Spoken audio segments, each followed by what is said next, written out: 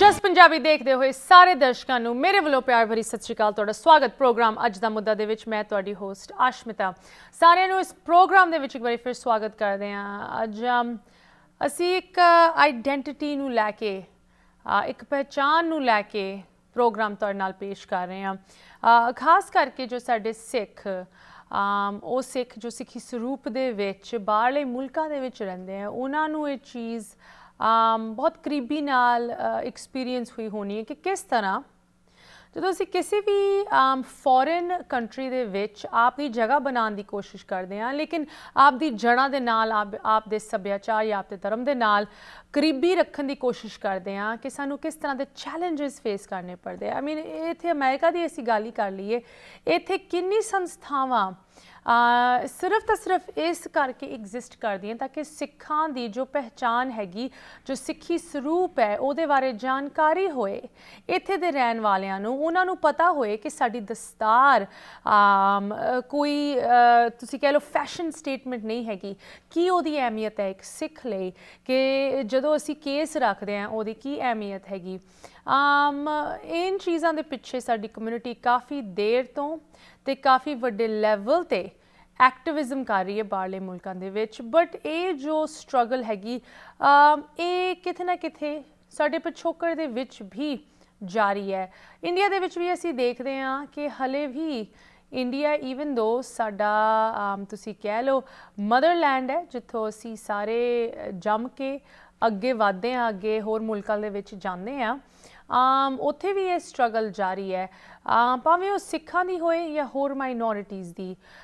ਜਿੱਥੇ ਇੰਡੀਆ ਦੁਨੀਆ ਦੀ ਸਭ ਤੋਂ ਵੱਡੀ ਡੈਮੋਕ੍ਰੇਸੀ ਮੰਨੀ ਜਾਂਦੀ ਹੈ, ਇੱਕ ਬਹੁਤ ਹੀ ਡਾਈਵਰਸ ਕੰਟਰੀ ਮੰਨਿਆ ਜਾਂਦਾ ਹੈ। ਇੰਡੀਆ ਦੇ ਵਿੱਚ ਕਿੰਨੀ ਭਾਸ਼ਾਵਾਂ, ਕਿੰਨੇ ਕਲਚਰਸ, ਕਿੰਨੇ ਧਰਮ ਇੱਕ ਸਾਂਝ ਦੇ ਨਾਲ ਰਹਿੰਦੇ ਹੈ ਅਤੇ ਰਹਿੰਦੇ ਇੰਨੀ ਦੇਰ ਤੋਂ ਰਹੇ ਹੈ। ਉੱਥੇ ਅੱਜ ਉਸੇ ਸਾਂਝ ਦੇ ਉੱਤੇ ਇੱਕ ਅਟੈਕ ਹੋ ਰਿਹਾ ਹੈ। ਇਹ ਕੋਈ ਨਵੀਂ ਖਬਰ ਨਹੀਂ ਹੈਗੀ, ਬਟ ਇੱਕ ਨਵਾਂ ਚੈਪਟਰ ਡੈਫੀਨੇਟਲੀ ਇਸ ਸਟਰਗਲ ਦੇ ਵਿੱਚ ਵੇਖਣ ਨੂੰ ਮਿਲ ਰਿਹਾ ਹੈ। ਵਨਸ ਅਗੇਨ ਮੈਂ ਆਪਣੀ ਸਿੱਖ ਸਟਰਗਲ ਨਾਲ ਇਸ ਕਰਕੇ ਕੰਪੇਅਰ ਕੀਤਾ ਬਿਕੋਜ਼ ਜੋ ਸਾਡਾ ਦਸਤਾਰ, ਸਾਡੀ ਦਸਤਾਰ ਹੁੰਦੀ ਹੈ, ਉਹ ਸਾਡੇ ਲਈ ਕਿੰਨੀ ਇੰਪੋਰਟੈਂਸ ਰੱਖਦੀ ਹੈ। ਉਸ ਚੀਜ਼ ਦੇ ਨਾਲ ਅਗਰ ਅਸੀਂ ਕਿਸੇ ਹੋਰ ਤੁਸੀਂ ਕਹਿ ਲਓ ਚੀਜ਼ ਨੂੰ ਕੰਪੇਅਰ ਕਰਨਾ ਹੋਏ, ਖਾਸ ਕਰਕੇ ਕਿਸੇ ਹੋਰ ਧਰਮ ਦੇ ਵਿੱਚ, ਮੈਨੂੰ ਕੰਪੇਅਰ ਕਰਨਾ ਨਹੀਂ ਚਾਹੀਦਾ, ਬਟ ਫॉर द ਸੇਕ ਆਫ द ਕਨਵਰਸੇਸ਼ਨ ਅਗਰ ਕੰਪੇਅਰ ਕਰਨਾ ਹੋਏ, ਮੁਸਲਮਾਨਾਂ ਦੇ ਵਿੱਚ, ਇਸਲਾਮ ਦੇ ਵਿੱਚ ਖਾਸ ਕਰਕੇ ਔਰਤਾਂ ਦੇ ਲਈ ਉਹਨਾਂ ਦਾ ਹਿਜਾਬ ਇੱਕ ਬਹੁਤ ਹੀ ਤੁਸੀਂ ਕਹਿ ਲਓ ਇੰਪੋਰਟੈਂਟ ਅਤੇ ਸਿਗਨੀਫਿਕੈਂਟ ਆਰਟੀਕਲ ਆਫ ਫੇਥ ਮੰਨਿਆ ਜਾਂਦਾ ਹੈ। ਜਿਸ ਤਰ੍ਹਾਂ ਅਸੀਂ ਇੱਥੇ ਅਮਰੀਕਾ ਦੇ ਵਿੱਚ ਜਾਂ ਕੈਨੇਡਾ, UK, ਆਸਟ੍ਰੇਲੀਆ ਦੇ ਵਿੱਚ ਦੱਸਦੇ ਹਾਂ ਕਿ ਸਾਡੀ ਦਸਤਾਰ, ਸਾਡਾ ਕੜਾ, ਸਾਡੀ ਕਿਰਪਾਨ, ਇਹ ਅਸੀਂ ਉੱਦਾਂ ਨਹੀਂ ਪਹਿਨੇ ਹੋਏ, ਇਹ ਸਾਡੀ ਆਰਟੀਕਲਸ ਆਫ ਫੇਥ ਹੈਗੇ। ਇਸੇ ਤਰ੍ਹਾਂ ਇੱਕ ਮੁਸਲਿਮ ਔਰਤ ਲਈ ਉਹਦਾ ਹਿਜਾਬ, ਉਹਦਾ ਨਕਾਬ, ਉਹਦੇ ਲਈ ਕੋਈ ਇਹੋ ਜਿਹੀ ਚੀਜ਼ ਨਹੀਂ ਹੈਗੇ, ਇੱਕ ਆਰਟੀਕਲ ਆਫ ਫੇਥ ਹੈ। ਐਂਡ ਅੱਜ ਉਹੀ ਆਰਟੀਕਲ ਆਫ ਫੇਥ ਇੰਡੀਆ ਦੇ ਸਦਰਨ ਸਟੇਟਸ ਦੇ ਵਿੱਚ, ਖਾਸ ਕਰਕੇ ਕਰਨਾਟਕਾ ਦੇ ਵਿੱਚ ਅਟੈਕ ਦੇ ਹੇਠ ਹੈ। ਇਨਫੈਕਟ ਇਹ ਜੋ ਸਾਰੀ ਕੰਟਰੋਵਰਸੀ ਹੈ ਲਗਭਗ ਮਹੀਨਾ ਕੁ ਪਹਿਲੇ ਸ਼ੁਰੂ ਹੋਈ, ਜਦੋਂ ਕਰਨਾਟਕਾ ਦੇ ਵਿੱਚ ਇੱਕ ਕਾਲਜ ਨੇ ਇੱਕ ਬੈਨ ਇੰਪੋਜ਼ ਕੀਤਾ, ਜੋ ਆਲ ਗਰਲਜ਼ ਸਕੂਲ ਸੀਗਾ, ਉਹਨਾਂ ਨੇ ਇੱਕ ਬੈਨ ਇੰਪੋਜ਼ ਕੀਤਾ ਹਿਜਾਬਸ 'ਤੇ, ਕਿ ਉਹਨਾਂ ਦੇ ਸਟੂਡੈਂਟਸ ਹਿਜਾਬ ਪਾ ਕੇ ਸਕੂਲ ਨਹੀਂ ਆ ਸਕਦੇ। ਇਨਫੈਕਟ ਜਦੋਂ ਉਹ ਕੁੜੀਆਂ ਸਕੂਲ ਪਹੁੰਚੀਆਂ ਹਿਜਾਬ ਦੇ ਨਾਲ, ਉਹਨਾਂ ਨੂੰ ਕਲਾਸਰੂਮ ਦੇ ਵਿੱਚ ਵੜਨ ਨਹੀਂ ਦਿੱਤਾ। ਅਤੇ ਉਸ ਤੁਸੀਂ ਕਹਿ ਲਓ ਇੰਸੀਡੈਂਟ ਤੋਂ ਲੈ ਕੇ ਹਾਲੇ ਤੱਕ ਪ੍ਰੋਟੈਸਟ ਜਾਰੀ ਹਨ। ਇਹ ਸਿਚੁਏਸ਼ਨ ਹੁਣ ਇੰਨੀ ਤੁਸੀਂ ਕਹਿ ਲਓ ਵੱਧ ਗਈ ਹੈ ਕਿ ਦੋਨੋਂ ਤਰਫੋਂ ਪ੍ਰੋਟੈਸਟ ਹੋ ਰਿਹਾ ਹੈ, ਅਤੇ ਉਸ ਇਨੀਸ਼ੀਅਲ ਬੈਨ ਨੂੰ ਕਰਨਾਟਕਾ ਸਟੇਟ ਨੇ ਵੀ ਅਪਹੋਲਡ ਕੀਤਾ ਹੈ। ਆਫ ਕੋਰਸ ਇਹ ਮਸਲਾ ਹਲੇ ਵੀ ਕੋਰਟਾਂ ਦੇ ਵਿੱਚ ਆਰਗਿਊ ਹੋ ਰਿਹਾ ਹੈ। ਕੋਰਟਸ ਨੇ ਇਹਨੂੰ ਇੱਕ ਵਾਰੀ ਫਿਰ ਸੁਣਵਾਈ ਦੇਣ ਦੀ ਕੋਸ਼ਿਸ਼ ਕੀਤੀ, ਬਟ ਕੋਈ ਡਿਸੀਜਨ ਨਹੀਂ ਰੀਚ ਹੋਇਆ। ਇਨ ਦ ਮੀਨ ਟਾਈਮ ਇਹ ਜੋ ਪ੍ਰੋਟੈਸਟ ਹੈਗੀ ਆ ਦੋਨੋਂ ਤਰਫੋਂ ਵਾਇਲੈਂਟ ਹੋ ਚੁੱਕੀ ਹੈ। ਇਨਫੈਕਟ ਕਰਨਾਟਕਾ ਦੇ ਵਿੱਚ ਚੀਫ ਮਿਨਿਸਟਰ ਨੇ ਇਸ ਹਫਤੇ ਸਕੂਲਸ ਨੂੰ, ਸਾਰੇ ਹੀ ਸਕੂਲਸ ਨੂੰ 3 ਦਿਨਾਂ ਲਈ ਬੰਦ ਕਰਤਾ।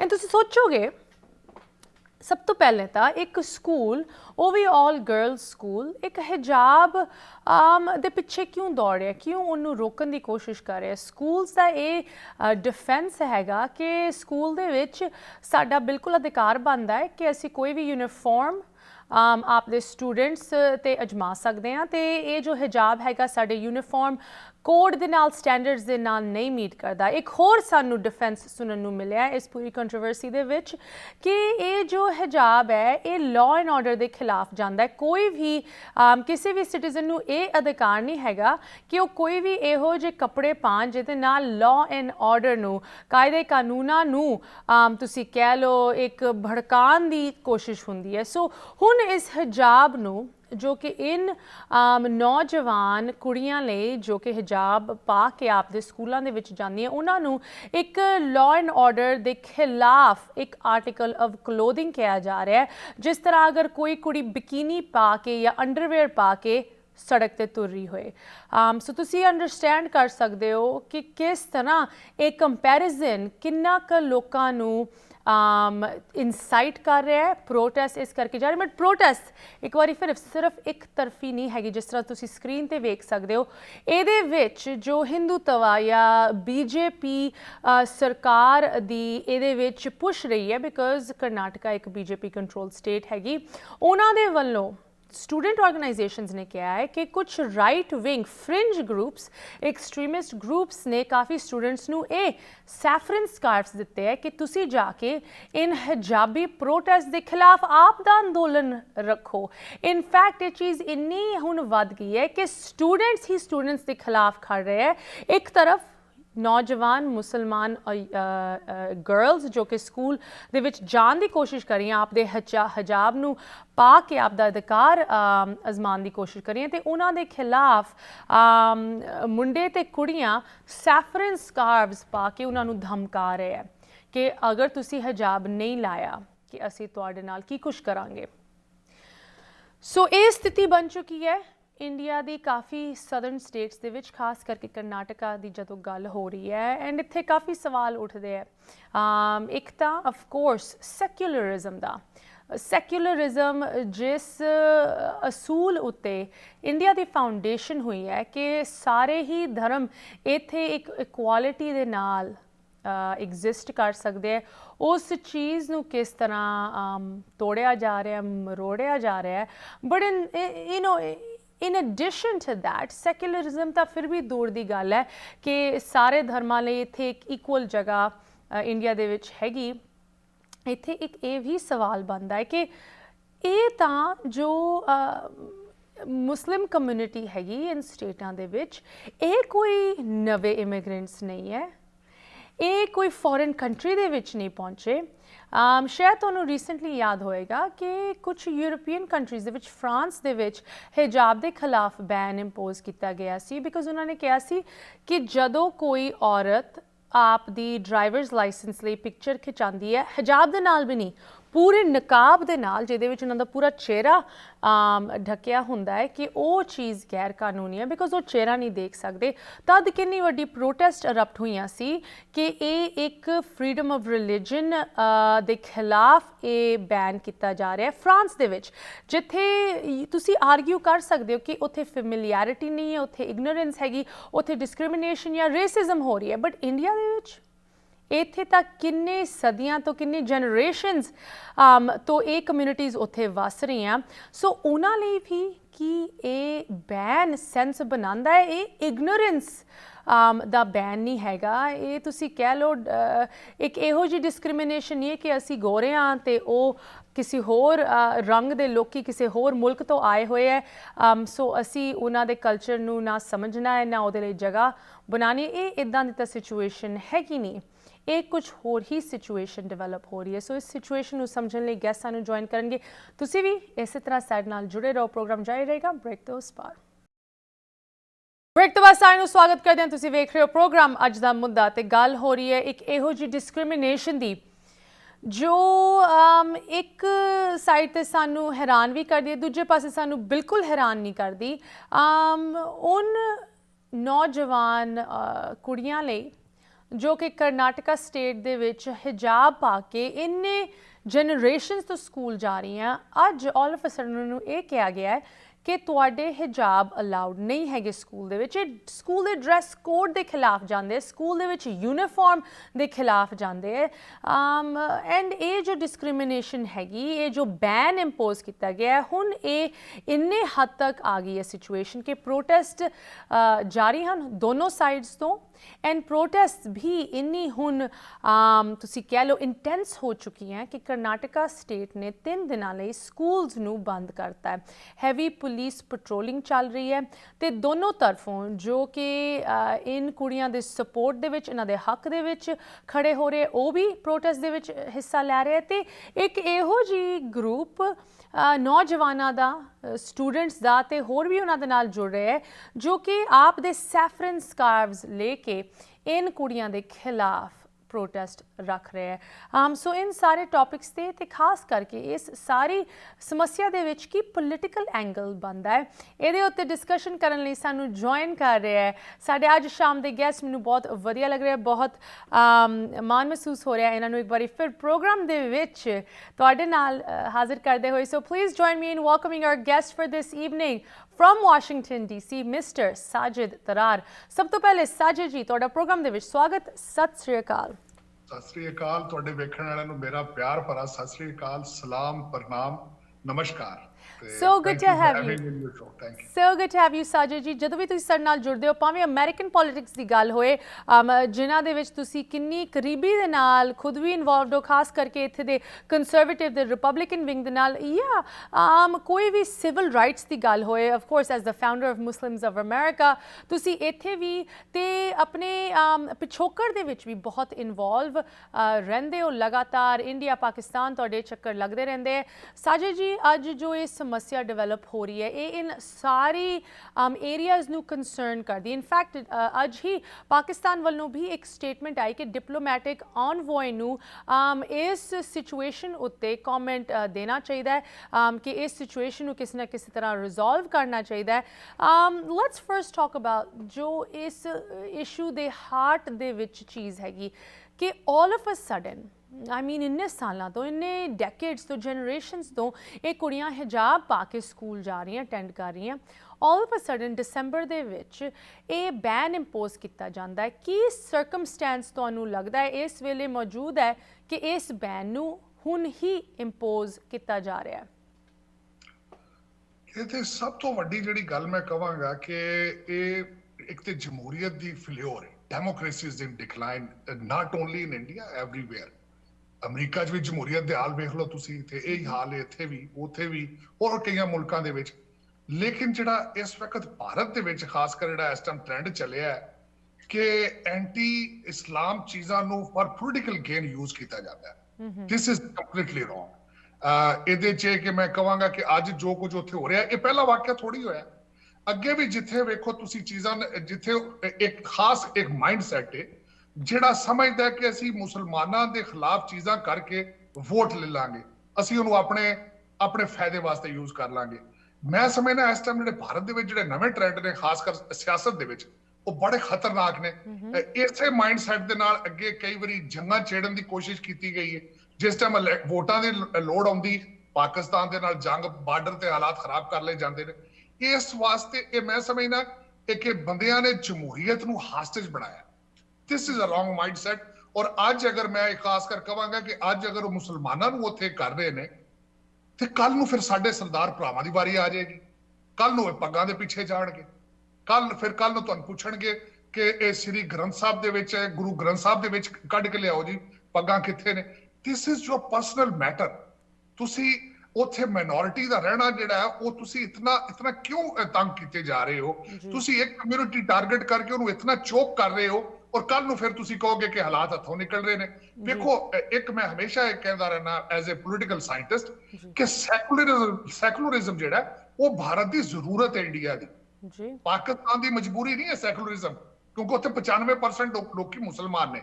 ਤੁਹਾਡੇ ਅੰਦਰ ਹੋਰ ਵੀ ਕੌਮਾਂ ਉੱਥੇ ਰਹਿੰਦੀਆਂ ਨੇ ਔਰ ਉਹ ਬਾਈ ਚੋਇਸ ਰਹਿ ਰਹੀਆਂ ਨੇ। ਵੇਖੋ ਨਾ, ਅਗਰ ਉਹਨਾਂ ਨੇ ਆਉਣਾ ਹੁੰਦਾ ਤਾਂ 47 ਚ ਪਾਕਿਸਤਾਨ ਆ ਜਾਂਦੇ, ਲੇਕਿਨ ਉਹ ਨਹੀਂ ਆਏ।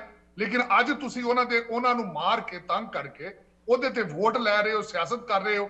This is wrong approach. ਵੇਖੋ ਮੈਂ ਹਮੇਸ਼ਾ ਇਹ ਬਿਲਕੁਲ ਬਹੁਤ ਖਤਰਨਾਕ ਟ੍ਰੈਂਡ ਹੈ ਔਰ ਇਹਨੂੰ ਮੈਂ ਜਿੰਨਾ ਵੀ ਕੰਡੈਮ ਕਰਾਂ ਇਹ ਮੈਂ ਕਹਿੰਦਾ ਘੱਟ ਹੈ। ਖਾਸ ਕਰ ਵੇਖੋ ਕਦੀ ਤੁਸੀਂ ਡੋਮਿਸਾਈਲ ਦੇ ਉੱਤੇ ਕਾਨੂੰਨ ਬਣਾਉਂਦੇ ਹੋ, ਕਦੀ ਤੁਸੀਂ ਉਹਨਾਂ ਨੂੰ ਮੁਖਤਲਿਫ ਤਰੀਕਿਆਂ ਦੇ ਨਾਲ। ਮੈਂ ਇਸ ਟਾਈਮ ਹੈਰਾਨ ਹੁੰਦਾ ਰਹਿਣਾ। यूपी ਦੇ ਚੀਫ ਮਿਨਿਸਟਰ ਮੈਂ ਅੱਜ ਵੀ ਨਹੀਂ ਭੁੱਲ ਸਕਦਾ ਕਿ ਉਹਨਾਂ ਨੇ ਇਲੈਕਸ਼ਨਾਂ ਤੋਂ ਪਹਿਲੇ ਆ ਕੇ ਇੱਕ ਐਸੀ ਸਟੇਟਮੈਂਟ ਦਿੱਤੀ ਸੀ, ਮੈਂ ਸਮਝਦਾ ਦੁਨੀਆ ਦੇ ਹਰ ਮੁਸਲਮਾਨ ਨੂੰ ਤਕਲੀਫ ਮਹਿਸੂਸ ਹੋਈ ਸੀ। ਉਹਨਾਂ ਨੇ ਕਿਹਾ ਸੀ ਕਿ ਅਸੀਂ ਮੁਸਲਮਾਨ ਬੀਬੀਆਂ ਨੂੰ ਕਬਰਾਂ ਚੋਂ ਕੱਢ ਕੇ ਉਹਨਾਂ ਨੂੰ ਰੇਪ ਕਰਾਂਗੇ। ਔਰ ਦਿਸ ਇਜ਼ ਦਾ ਪੋਲਿਟਿਕਸ। ਮੇਰੀ ਨਜ਼ਰ ਦੇ ਵਿੱਚ ਅਮਰੀਕਾ ਦੇ ਵਿੱਚ ਮੈਂ ਸਾਰੀ ਜ਼ਿੰਦਗੀ ਪੋਲੀਟੀਕਲ ਸਾਇੰਸ ਪੜ੍ਹਿਆ, ਮੇਰੀ ਨਜ਼ਰ ਦੇ ਵਿੱਚ ਸਿਆਸਤ ਰਿਲੇਸ਼ਨਸ਼ਿਪ ਬਣਾਉਣ ਦੀ ਚੀਜ਼ ਦਾ ਨਾਂ ਹੈ। ਦੋਸਤੀਆਂ ਤੇ ਪਿਆਰ ਔਰ ਟੋਲਰੈਂਸ, ਫॉरगिवनेस ਤੇ ਮੁਹੱਬਤ ਦਾ ਪੈਗਾਮ ਦੇਣਾ ਚਾਹੀਦਾ ਹੈ, ਬਜਾਏ ਕਿ ਨਫ਼ਰਤਾਂ ਨੂੰ ਤੁਸੀਂ ਫੈਲਾਓ, ਬੰਦਿਆਂ ਨੂੰ ਲੜਾ ਕੇ ਉਹਨਾਂ ਤੇ ਤੁਸੀਂ ਮੈਨੀਪੂਲੇਟ ਕਰੋ, ਤੁਸੀਂ ਗਲਤ ਅਬਿਊਜ਼ ਕਰੋ, ਫੁਆੜੇ ਪਾਓ ਤੁਸੀਂ ਉਹਨਾਂ ਦੇ ਵਿੱਚ। ਦਿਸ ਇਜ਼ ਨਾਟ ਅ ਸਿਆਸਤ। ਹਾਂ, ਮਜ਼ਹਬ ਨੂੰ ਇੱਕ ਗੱਲ ਜ਼ਰੂਰ ਹੈ ਇੱਥੇ ਮੈਂ ਮੈਂਸ਼ਨ ਕਰਾਂਗਾ ਕਿ ਮਜ਼ਹਬ ਨੂੰ ਲੋਕਾਂ ਨੇ ਆਪਣੇ ਪੋਲੀਟੀਕਲ ਗੇਨ ਵਾਸਤੇ ਮਾਜ਼ੀ 'ਚ ਵੀ ਯੂਜ਼ ਕੀਤਾ ਸੀ, ਇਹਦੇ ਕੋਈ ਸ਼ੱਕ ਨਹੀਂ। ਪਾਕਿਸਤਾਨ ਦੇ ਵਿੱਚ ਵੀ ਮਜ਼ਹਬ ਕਾਰਡ ਖੇਡਿਆ ਜਾਂਦਾ ਇਸਲਾਮ ਦਾ, ਇਹਦੇ ਕੋਈ ਸ਼ੱਕ ਨਹੀਂ। ਲੇਕਿਨ ਨਫ਼ਰਤਾਂ, ਲੇਕਿਨ ਮੈਂ ਕੰਡੈਮ ਕਰਾਂਗਾ ਭਾਵੇਂ ਜਿੱਥੇ ਵੀ ਇਹਨੂੰ ਇਸਤੇਮਾਲ ਕੀਤਾ ਜਾਏ। This is not a good trend. ਅੱਜ ਅਗਰ ਉੱਥੇ ਮੁਸਲਮਾਨਾਂ ਦਾ ਇੰਨਾ ਔਰ ਥੋੜੇ ਜਿਹੇ ਥੋੜੀ ਨੇ ਉੱਥੇ, they are more than the population of Pakistan. ਉੱਥੇ ਆਲਮੋਸਟ 24-25 ਕਰੋੜ ਮੁਸਲਮਾਨ ਨੇ। ਉਹਨੂੰ ਕਿੰਨਾ ਚੋਕ ਕਰੋਗੇ ਔਰ ਕੀ ਹਾਸਲ ਕਰ ਲੋਗੇ ਉਹਦੇ ਚ? ਬਟਵਾਰਾ ਕਰਾਓਗੇ, ਚੀਜ਼ਾਂ ਕਰਾਓਗੇ। ਬਲਕਿ ਮੈਂ ਤਾਂ ਕਈ ਵਾਰੀ ਇਹ ਕਹਿੰਦਾ ਰਹਿਣਾ, ਤੁਸੀਂ ਭਾਰਤ ਦੇ ਵਿੱਚ ਇੱਕ ਹੋਰ ਪਾਕਿਸਤਾਨ ਬਣਾਉਣ ਦੀ ਬੁਨਿਆਦ ਰੱਖਣਾ ਚਾਹੁੰਦੇ ਹੋ? ਜੇਕਰ ਤੁਸੀਂ ਇਤਨਾ ਅੱਗੇ ਜਾਓਗੇ ਤਾਂ ਫਿਰ ਕੀ ਹੋਏਗਾ? ਲੋਕੀ ਕਿੱਥੇ ਜਾਣਗੇ? ਲੋਕੀ ਆਪਣੀਆਂ ਬੱਚੀਆਂ ਨੂੰ ਲੈ ਕੇ ਕਿੱਥੇ ਜਾਣਗੇ? ਬੁਰਕੇ ਕਿੱਥੇ ਪਾਣਗੇ? ਹਿਜਾਬ ਕਿੱਥੇ ਕਰਨਗੇ? ਦਿਸ ਇਜ਼ ਪਰਸਨਲ ਮੈਟਰ ਨੇ। ਮੈਂ ਸਮਝਣਾ ਇਸ ਪਾਰਟ ਆਫ ਦਾ ਯੂਨੀਫਾਰਮ, ਲੇਕਿਨ ਇਸ ਯੂਨੀਫਾਰਮ ਦੇ ਬਹਾਨੇ ਦੇ ਵਿੱਚ, ਲੇਕਿਨ ਇਹਦੀ ਟਾਈਮਿੰਗ ਜਿਸ ਤਰ੍ਹਾਂ ਅੱਗੇ ਗੱਲ ਕਰ ਰਹੇ ਸਾਂ, ਤੁਸੀਂ ਹਰ ਇਲੈਕਸ਼ਨ ਦੇ ਵੇਲੇ ਇੱਕ ਕੌਮ ਨੂੰ ਇੰਨਾ ਟਾਰਗੇਟ ਕਰ ਲੈਂਦੇ ਹੋ, ਇੱਕ ਕੌਮ ਵੀ ਨਹੀਂ ਬਲਕਿ ਇੱਕ ਮਜ਼ਹਬ ਨੂੰ ਇਤਨਾ ਟਾਰਗੇਟ ਕਰ ਲੈਂਦੇ ਹੋ ਔਰ ਸਮਝਦੇ ਹੋ ਕਿ ਸਾਡੀ ਜਿੱਤ ਦੀ ਜਿਹੜੀ ਹੈ। ਇੱਕ ਤੇ ਖਾਸ ਕਰ ਮੈਂ ਕਹਾਂਗਾ, ਜਿਸ ਤਰ੍ਹਾਂ ਕਿ ਕਹਿ ਰਹੇ ਸੀ ਕਿ ਜਮਹੂਰੀਅਤ ਇਜ਼ ਇਨ ਡਿਕਲਾਈਨ, ਇੱਕ ਮਾਈਂਡਸੈਟ ਸਮਝਦਾ ਕਿ ਸਾਨੂੰ ਦੂਜੀਆਂ ਮਾਈਨੋਰਿਟੀਜ਼ ਦੀ ਜ਼ਰੂਰਤ ਨਹੀਂ, ਅਸੀਂ ਮੈਜੋਰਿਟੀ ਦੇ ਵਿੱਚੋਂ ਮੈਜੋਰਿਟੀ ਵੋਟ ਲੈ ਲਈਏ, ਦਿਸ ਇਜ਼ ਆਰ ਵਿਨਿੰਗ। ਜੀ ਸਾਜਿਦ ਜੀ, ਤੁਸੀਂ ਸਿਆਸਤ ਦੀ ਗੱਲ ਕਰ ਰਹੇ ਹੋ, ਖਾਸ ਕਰਕੇ ਯੂਪੀ ਦਾ ਤੁਸੀਂ ਮੈਂਸ਼ਨ ਕੀਤਾ ਹੈ। ਮੈਂ ਉਹਦੇ ਉੱਤੇ ਵੀ ਤੁਹਾਡੇ ਨਾਲ ਡਿਸਕਸ਼ਨ ਕਰਨਾ ਚਾਹੁੰਦੀ, ਬਟ ਉਸ ਤੋਂ ਪਹਿਲੇ ਤੁਸੀਂ ਬਹੁਤ ਇੱਕ ਇੰਟਰਸਟਿੰਗ ਕੰਪੈਰੀਜ਼ਨ ਇੱਥੇ ਸਾਡੇ ਲਈ ਰੱਖਿਆ ਕਿ ਅੱਜ ਇਹ ਇਨ ਮੁਸਲਮਾਨ ਕੁੜੀਆਂ ਦੇ ਨਾਲ ਹੋ ਰਿਹਾ, ਕੱਲ੍ਹ ਇਹ ਸਿੱਖਾਂ ਦੇ ਨਾਲ ਵੀ ਹੋ ਸਕਦਾ ਹੈ। ਅਤੇ ਜੋ ਸਾਡੇ ਸਿੱਖ ਵਿਊਅਰਸ ਖਾਸ ਕਰਕੇ ਜੋ ਪੁਰਾਣੇ ਤੋਂ ਆਏ ਹੋਏ ਹੈ ਜਾਂ ਜੋ ਇਤਿਹਾਸ ਬਾਰੇ ਇੱਕ ਸਮਝ ਰੱਖਦੇ ਹੈ, ਉਹਨਾਂ ਨੂੰ ਪਤਾ ਹੈ ਕਿ ਇਹ ਤਾਂ ਸਿੱਖਾਂ ਦੇ ਨਾਲ ਵਿਤਕਰਾ ਕਿੰਨੇ ਚਿਰ ਤੋਂ ਚੱਲ ਰਿਹਾ ਹੈ, ਖਾਸ ਕਰਕੇ ਇੰਡੀਆ ਦੇ ਵਿੱਚ, ਪੰਜਾਬ ਦੇ ਵਿੱਚ ਵੀ। ਬਟ ਜਦੋਂ ਅਸੀਂ ਆਰਟੀਕਲਸ ਆਫ ਫੇਥ ਦੀ ਗੱਲ ਕਰਦੇ ਹਾਂ, ਕਿਸੇ ਦੇ ਧਰਮ ਦੀ ਗੱਲ ਕਰਦੇ ਹਾਂ, ਉਸ ਆਰਟੀਕਲ ਆਫ ਫੇਥ ਨੂੰ, ਹਿਜਾਬ ਨੂੰ ਕੰਪੇਅਰ ਕਰਨਾ ਇੱਕ ਯੂਨੀਫਾਰਮ ਦੇ ਨਾਲ, ਇਹ ਕਿਸ ਤਰ੍ਹਾਂ ਦੀ ਡਿਸਰਿਸਪੈਕਟ ਉਨ ਕੁੜੀਆਂ ਲਈ, ਉਨ ਮੁਸਲਮਾਨਾਂ ਦੇ ਉੱਤੇ ਕੀਤੀ ਜਾ ਰਹੀ ਹੈ, ਜੋ ਕਿ ਕਿੰਨੇ ਸਦੀਆਂ ਤੋਂ, ਕਿੰਨੇ ਜਨਰੇਸ਼ਨਸ ਤੋਂ ਉਹਨਾਂ ਦੀ ਹਿਸਟਰੀ ਹੀ ਇਨ ਏਰੀਆਜ਼ ਦੇ ਵਿੱਚ ਸ਼ੁਰੂ ਹੋਈ ਹੈ। ਪਾਰਟੀਸ਼ਨ ਤੋਂ ਪਹਿਲੇ ਇੰਡੀਆ ਦੇ ਵਿੱਚ ਕਿੰਨੇ ਚੇਂਜਸ ਆਏ, ਇੰਡੀਆ ਦੇ ਬਣਨ ਤੋਂ ਵੀ ਪਹਿਲੇ। ਇਹ ਉੱਥੇ ਰਹਿ ਰਹੇ, ਉੱਥੇ ਵਸਦੇ ਹੈ, ਉਹਨਾਂ ਦੀ ਫੋਰ ਫਾਦਰਸ ਉੱਥੋਂ ਹੀ ਆਉਂਦੇ ਹੈ, ਅਤੇ ਅੱਜ ਉਹਨਾਂ ਨੂੰ ਕਿਹਾ ਜਾ ਰਿਹਾ ਤੁਹਾਡਾ ਹਿਜਾਬ ਇੱਕ ਯੂਨੀਫਾਰਮ ਦੀ ਤਰ੍ਹਾਂ ਹੈ, ਇੱਕ ਕੱਪੜੇ ਦੀ ਤਰ੍ਹਾਂ ਹੈ। ਇਹ ਕਿਸ ਤਰ੍ਹਾਂ ਦੀ ਡਿਸਰਿਸਪੈਕਟ ਹੈਗੀ ਇਸ ਕੌਮ ਉੱਤੇ? ਮੈਂ ਇਹ ਤੇ ਤੁਸੀਂ ਇੱਕ ਛੋਟੀ ਜਿਹੀ ਗੱਲ ਅੱਜ ਹਿਜਾਬ ਦੀ ਹੋਈ ਹੈ, ਪਹਿਲੇ ਲਿੰਚਿੰਗ ਹੋ ਰਹੀ ਸੀ ਉੱਥੇ ਹਰ ਮੁਸਲਮਾਨ ਨੂੰ ਆਪਣੀ ਵਫਾਦਾਰੀ ਦਾ ਸਰਟੀਫਿਕੇਟ ਉਹਨੂੰ ਹਰ ਚੌਕ ਦੇ ਵਿੱਚ ਵਿਖਾਉਣਾ ਪੈਂਦਾ। ਉੱਥੇ ਹਰ ਮੁਸਲਮਾਨ ਨੂੰ ਬਾਰ-ਬਾਰ ਇਹ ਕਿਹਾ ਜਾਂਦਾ ਗੋ ਟੂ ਪਾਕਿਸਤਾਨ, ਇਹਨਾਂ ਨੂੰ ਕੱਢੋ, ਭੇਜੋ ਇਹਨਾਂ ਨੂੰ ਪਾਕਿਸਤਾਨ। ਮੇਰਾ ਇਹ ਤੁਸੀਂ ਇਹਦੇ ਤੋਂ ਇਹਨੂੰ ਸਭ ਤੋਂ ਪਹਿਲੇ ਤਾਂ ਇਹਨਾਂ ਨੂੰ ਇੱਕ ਲਾਈਨ ਡਰਾ ਕਰ ਲੈਣੀ ਚਾਹੀਦੀ ਹੈ ਕਿ ਇਹਨਾਂ ਨੂੰ ਕਿਸ ਐਕਸਟ੍ਰੀਮ ਤੱਕ ਲੈ ਕੇ ਜਾਣਾ ਚਾਹੁੰਦੇ ਹੋ ਤੁਸੀਂ। ਇਹਦੇ ਚੋਂ ਕੀ ਇਹਦਾ ਐਂਡ ਰਿਜ਼ਲਟ ਕੀ ਹੋਏਗਾ? ਨਫ਼ਰਤਾਂ ਤੇ ਦੰਗਿਆਂ ਦਾ ਐਂਡ ਰਿਜ਼ਲਟ ਕੀ ਹੁੰਦਾ? ਮੇਰੀ ਤੇ ਇਹ ਸਮਝ ਤੋਂ ਬਾਹਰ ਹੈ। ਅਗਰ ਇਸ ਚੀਜ਼ ਦਾ ਸਿਆਸਤ ਹੈ ਤੇ ਮੈਂ ਲੋਕਾਂ ਨੂੰ ਸਿਆਸਤਦਾਨ ਨਹੀਂ ਕਵਾਂਗਾ। ਇਹ ਤੇ ਫਿਰ ਇਹ ਤੇ ਧੱਕਾ ਹੋ ਜਾਏਗਾ। ਇਹ ਤੇ ਤੁਸੀਂ ਜ਼ਿਆਦਤੀ ਕਰ ਰਹੇ ਹੋ। ਇੱਕ ਖਾਸ ਕਰ ਟਾਰਗੇਟਡ ਮਜ਼ਹਬ ਜਾਂ ਟਾਰਗੇਟਡ ਕੌਮ ਹੈ, ਉਹਨੂੰ ਅੱਗੇ ਰੱਖ ਕੇ ਤੁਸੀਂ ਅੱਜ ਦੇ ਨਹੀਂ, ਤੁਸੀਂ ਪਿਛਲਾ ਪੂਰਾ ਵੇਖ ਲਓ ਨਾ, ਜਿਹੜਾ ਸਾਡੀ ਇਸ ਟਾਈਮ ਇੰਡੀਆ ਦੇ ਵਿੱਚ ਰਜੀਮ ਹੈ, ਉਹਨਾਂ ਦੀ ਇੱਕ ਫਿਲਾਸਫੀ ਹੈ, ਮਾਈਂਡ ਸੈਟ ਹੈ। ਅੱਛਾ, ਫਿਰ ਇੱਕ ਹੋਰ ਕਰਦੇ ਨੇ, ਮੈਂ ਕਈਆਂ ਦੋਸਤਾਂ ਨਾਲ ਡਿਸਕਸ਼ਨ ਕੀਤੀ, ਉਹ ਕਹਿੰਦੇ ਨਹੀਂ ਜੀ ਇਹ ਛੋਟਾ ਜਿਹੜੇ ਉਹਨਾਂ ਦੇ ਵਰਕਰ ਇਹ ਕਰਦੇ ਨੇ, ਲੇਕਿਨ ਅਗਰ ਵਰਕਰ ਕਰਦੇ ਨੇ ਤੇ ਲੀਡਰ ਕੰਡੈਮ ਨਹੀਂ ਕਰਦੇ, ਉਹ ਖਾਮੋਸ਼ੀ ਇਖਤਿਆਰ ਕਰ ਲੈਂਦੇ ਨੇ। ਤੇ ਖਾਮੋਸ਼ੀ ਕੀ ਹੁੰਦੀ ਹੈ? ਫਿਰ ਪੈਟਰਨਾਈਜ਼ ਕਰਦੇ ਹੋ ਤੁਸੀਂ। ਇੱਕ ਮੁਸਲਸਲ ਇੱਕ ਬੁਨਿਆਦਾਂ ਦੇ ਵਿੱਚ ਇਤਨਾ ਨਫ਼ਰਤਾਂ ਫੈਲਾਉਂਦੇ ਜਾ ਰਹੇ ਹੋ, ਇਹ ਬਿਲਕੁਲ ਗਲਤ ਹੈ। ਕਈਆਂ ਕੌਮਾਂ ਨੇ, ਬਿਲਖਸੂਸ ਤੁਸੀਂ ਅਗਰ ਕਹੋਗੇ ਤਾਂ ਪਾਕਿਸਤਾਨ ਨੇ ਇਹਦੀ ਐਕਸਟ੍ਰੀਮ ਵੇਖ ਲਈ। ਉਹਨਾਂ ਨੇ ਜਾ ਕੇ ਇਹਦੀ ਪੀਕ ਨੂੰ ਟੱਚ ਕਰਕੇ ਵਾਪਸ ਆਏ ਨੇ। ਇਹਦਾ ਅੰਜਾਮ ਠੀਕ ਨਹੀਂ ਹੈ। ਤੁਹਾਡੀ ਇਕਾਨਮੀ ਇਸ ਟਾਈਮ ਠੀਕ ਹੈ, ਹੋਰ ਕਈ ਚੀਜ਼ਾਂ ਠੀਕ ਨੇ। ਇਹਨਾਂ ਇਕਾਨਮੀ ਅਗਰ ਬੂਸਟ ਕਰਨਾ ਚਾਹੁੰਦੇ ਹੋ, ਅੱਜ ਵੇਖੋ ਨਾ, ਅੱਜ ਜਿਹੜਾ ਵਾਕਿਆ ਹੋ ਰਿਹਾ ਹੈ, ਤੁਹਾਡੇ ਵਾਸ਼ਿੰਗਟਨ ਪੋਸਟ ਦੇ ਵਿੱਚ ਅੱਜ ਇੱਕ ਆਰਟੀਕਲ ਆਇਆ, DW ਰੇ ਦੇ ਆਰਟੀਕਲ ਲਿਖੇ ਨੇ, BBC ਅੱਜ ਵੇਖ ਰਿਹਾ ਤੁਹਾਡੇ ਇੰਡੀਆ ਦੇ ਕੀ ਹਾਲਾਤ ਨੇ। ਤੁਸੀਂ ਦੁਨੀਆ ਦੇ ਵਿੱਚ ਸਾਬਤ ਕੀਤਾ ਹੈ ਕਿ you are not a true democracy anymore, you are living in a hybrid systems, you are authoritarian. ਤੁਸੀਂ ਹਰ ਸ਼ੈ ਨੂੰ ਮੈਨੇਜ ਕਰ ਲਿਆ, ਤੁਸੀਂ ਹਰ ਸ਼ੈ ਨੂੰ ਮੈਨੀਪੂਲੇਟ ਕਰ ਲਿਆ, ਤੁਸੀਂ ਹਰ ਸ਼ੈ ਦੇ ਉੱਤੇ ਗ੍ਰਿਪ ਕਰ ਗਏ ਹੋ, ਭਾਵੇਂ ਜੁਡੀਸ਼ਰੀ ਹੋਵੇ, ਪੁਲਿਸ ਹੋਵੇ, ਐਡਮਿਨਿਸਟ੍ਰੇਸ਼ਨ ਹੋਵੇ, ਕੋਈ ਬੰਦਾ is not a free anymore. ਬਲਕਿ ਮੈਂ ਅੱਜ ਵੀ ਮਿਸਾਲ ਦਿਆਂਗਾ, ਕੋਵਿਡ ਦੇ ਵਿੱਚ ਜਿਸ ਟਾਈਮ ਤੁਹਾਡੇ ਉੱਥੇ ਇਸ਼ੂ ਬਣੇ ਸਨ, ਇੱਕ ਬੰਦੇ ਨੇ ਸਿਰਫ ਇਹ ਸਟੇਟਮੈਂਟ ਦਿੱਤੀ ਸੀ ਕਿ ਮੇਰਾ ਦਾਦਾ ਮਰ ਗਿਆ ਆਕਸੀਜਨ ਤੋਂ ਬਗੈਰ, ਔਰ ਉਹਦੇ FIR ਕੱਟ ਦਿੱਤੀ ਗਈ ਸੀ। ਇਟ ਮੀਨਸ ਕਿ you R hybrid, people are not free in India anymore. ਔਰ ਅੱਜ ਬੁਰਕੇ ਦੀ ਤੁਸੀਂ ਗੱਲ ਛੇੜਦੀ ਕਿਉਂਕਿ ਇਲੈਕਸ਼ਨ ਅੱਗੇ ਆ ਰਹੇ ਨੇ, ਤੁਹਾਨੂੰ ਪਤਾ ਹੈ ਕਿ ਇੱਥੇ ਮੁਸਲਮਾਨਾਂ ਨੂੰ ਕੁੱਟਾਂਗੇ ਤੇ ਵੋਟ ਲਵਾਂਗੇ, ਤੁਸੀਂ ਮੈਜੋਰਿਟੀ ਦੇ ਵਿੱਚੋਂ ਮੈਜੋਰਿਟੀ ਦੀ ਵੋਟ ਲਓਗੇ, ਜਿੱਤ ਜਾਓਗੇ। ਲੇਕਿਨ trend is very dangerous. Sajid ਜੀ, ਇਸ ਟ੍ਰੈਂਡ ਨੂੰ ਲੈ ਕੇ ਆਲਰੇਡੀ ਕੁਝ ਐਵੀਡੈਂਸ, ਕੁਝ ਸਬੂਤ ਅੱਗੇ ਆ ਰਿਹਾ ਹੈ ਕਿ ਕਿਸ ਤਰ੍ਹਾਂ ਨਾ ਕਿ ਸਿਰਫ BJP ਸਰਕਾਰ ਦੇ ਲੀਡਰਸ ਇਸ ਸਟੇਟ ਦੇ ਵਿੱਚ ਹੋਰ ਅੱਗ ਦੇ ਰਿਹਾ ਹੈ ਇਸ ਪੂਰੀ ਸਿਚੁਏਸ਼ਨ ਨੂੰ, ਬਟ ਇਹ ਵੀ ਬਿਆਨ ਦਿੱਤੇ ਗਏ ਕੁਝ ਸਟੂਡੈਂਟਸ ਵੱਲੋਂ ਕਿ ਸਾਨੂੰ ਸੈਫਰਨ ਸਕਾਰਵਸ ਦਿੱਤੇ ਗਏ ਤੇ ਇਹ ਕਿਹਾ ਗਿਆ ਤੁਸੀਂ ਜਾ ਕੇ ਇਨ ਕੁੜੀਆਂ ਦੇ ਖਿਲਾਫ ਪ੍ਰੋਟੈਸਟ ਰਚਾਓ। ਇਹਦੇ ਬਾਰੇ ਗੱਲ ਕਰਦੇ ਹਾਂ। ਸਾਜਿਦ ਤਰਾਰ ਜੀ ਇਸ ਤਰ੍ਹਾਂ ਸਾਡੇ ਨਾਲ ਜੁੜੇ ਰਹੋ। ਵਿਊਅਰਸ, ਕਨਵਰਸੇਸ਼ਨ ਜਾਰੀ ਰਹੇਗੀ। ਮਿਲਦੇ ਹਾਂ ਬ੍ਰੇਕ ਤੋਂ ਉਸ ਬਾਅਦ। ਬ੍ਰੇਕ ਤੋਂ ਬਾਅਦ ਮੁੜ ਹਾਜ਼ਰ ਹੋਏ। ਤੁਸੀਂ ਵੇਖ ਰਹੇ ਹੋ ਪ੍ਰੋਗਰਾਮ ਅੱਜ ਦਾ ਮੁੱਦਾ ਤੇ ਗੱਲ ਹੋ ਰਹੀ ਹੈ ਇੱਕ ਡਿਟੀਰੀਏਟਿੰਗ ਸਰਕਮਸਟੈਂਸ ਦੀ। ਇੰਡੀਆ ਦੇ ਵਿੱਚ ਵੱਖ-ਵੱਖ ਇਹੋ ਜਿਹੀ ਖਬਰਾਂ ਬਾਰ-ਬਾਰ ਸੁਣਨ ਨੂੰ ਮਿਲ ਰਹੀਆਂ ਜੋ ਕਿ ਇੰਟਰਨੈਸ਼ਨਲ ਹੈਡਲਾਈਨਸ ਬਣਾ ਰਹੀਆਂ, ਬਟ ਸਾਰੇ ਗਲਤ ਕਾਰਨਾਂ ਕਰਕੇ। ਅੱਜ ਅਸੀਂ ਗੱਲ ਕਰ ਰਹੇ ਹਾਂ ਕਰਨਾਟਕਾ ਸਟੇਟ ਦੇ ਵਿੱਚ ਇੱਕ ਹਿਜਾਬ ਉੱਤੇ ਪਾਬੰਦੀ ਲਾਈ ਗਈ ਹੈ ਕੁਝ ਕਾਲਜਿਸ ਦੇ ਵਿੱਚ, ਤੇ ਕਾਫੀ ਪ੍ਰੋਟੈਸਟ ਵੱਧ ਚੜ੍ਹ ਗਈਆਂ। ਦੋਨੋਂ ਤਰਫੋਂ ਪ੍ਰੋਟੈਸਟ ਹੋ ਰਹੀਆਂ, ਬਟ ਹਿਜਾਬ ਨੂੰ ਇੱਕ ਯੂਨੀਫਾਰਮ ਦੇ ਨਾਲ ਕੰਪੇਅਰ ਕਰਕੇ ਇਹ ਕਿਹਾ ਜਾ ਰਿਹਾ ਹੈ ਕਿ ਇਹ ਕੁੜੀਆਂ, ਸਟੂਡੈਂਟਸ ਹਿਜਾਬ ਪਾ ਕੇ ਨਹੀਂ ਸਕੂਲ ਆ ਸਕਦੀਆਂ ਬਿਕੋਜ਼ ਇਹ ਯੂਨੀਫਾਰਮ ਦੇ ਕੋਡ ਦੇ ਖਿਲਾਫ ਇਹ ਚੀਜ਼ ਜਾਂਦੀ ਹੈ। ਇਹਦੀ ਸਿਆਸਤ ਦੇ ਨਾਲ ਕੀ ਕਨੈਕਸ਼ਨ ਹੈਗਾ, ਉਹਦੇ ਬਾਰੇ ਗੱਲ ਕਰਨ ਲਈ ਸਾਨੂੰ ਜੁਆਇਨ ਕਰ ਰਿਹਾ ਪੋਲੀਟੀਕਲ ਸਾਇੰਸ ਦੇ ਐਕਸਪਰਟ ਤੇ ਸਾਡੇ ਵਾਸ਼ਿੰਗਟਨ DC ਦੇ ਲੋਕਲ ਮਿਸਟਰ ਸਾਜਿਦ ਤਰਾਰ ਜੀ, founder Muslims of America. Sajid ਜੀ, ਪੋਲੀਟੀਕਲੀ ਤੁਸੀਂ ਭਾਵੇਂ ਇੰਡੀਆ ਪਾਕਿਸਤਾਨ ਦੀ ਗੱਲ ਹੋਈ ਜਾਂ ਅਮਰੀਕਾ ਦੀ ਗੱਲ ਹੋਏ, ਕਾਫੀ active of course Washington DC ਦੇ ਵਿੱਚ ਤੁਹਾਡਾ ਬੇਸ ਹੈਗਾ, so it seems natural. Sajid ji, ਅਸੀਂ ਕਾਫੀ ਇੱਕ ਅਗਰ ਗੱਲ ਕਰੀਏ ਰਿਲੀਜੀਅਸ ਜਾਂ ਰਿਲੀਜਨ ਉੱਤੇ ਜੋ ਅਟੈਕ ਹੋ ਰਿਹਾ, ਮਾਈਨੋਰਿਟੀਜ਼ ਉੱਤੇ ਅਟੈਕ ਹੋ ਰਿਹਾ, ਉਹਦੇ ਬਾਰੇ ਕਾਫੀ ਗੱਲ ਕੀਤੀ, ਬਟ ਇਹ ਅਟੈਕ ਕੋਈ ਅਚਾਨਕ, ਕੋਈ ਐਕਸੀਡੈਂਟਲੀ ਨਹੀਂ ਹੋ ਰਿਹਾ। ਇਹਦਾ ਕਾਫੀ ਸਟ੍ਰੈਟੇਜਿਕ ਕਾਰਨ ਹੈਗਾ, ਖਾਸ ਕਰਕੇ ਟਾਈਮਿੰਗ ਦੀ ਜਦੋਂ ਅਸੀਂ ਗੱਲ ਕਰਦੇ ਹਾਂ। ਸੋ ਤੁਸੀਂ ਪਹਿਲੇ ਵੀ ਥੋੜ੍ਹਾ ਜਿਹਾ ਇਹਦੇ ਬਾਰੇ ਮੈਂਸ਼ਨ ਕੀਤਾ ਕਿ ਕਿਸ ਤਰ੍ਹਾਂ ਹੁਣ ਆਉਣ ਵਾਲੇ ਇਲੈਕਸ਼ਨਸ ਕਰਕੇ ਇਸ ਇਸ਼ੂ ਨੂੰ ਹੁਣੇ ਹੀ ਚੱਕਿਆ ਜਾ ਰਿਹਾ ਹੈ। UP ਦੀ ਵੀ ਤੁਸੀਂ ਮੈਂਸ਼ਨ ਕੀਤੀ, UP ਦੇ ਇਲੈਕਸ਼ਨਸ ਆਉਣ ਵਾਲੇ ਹੈ।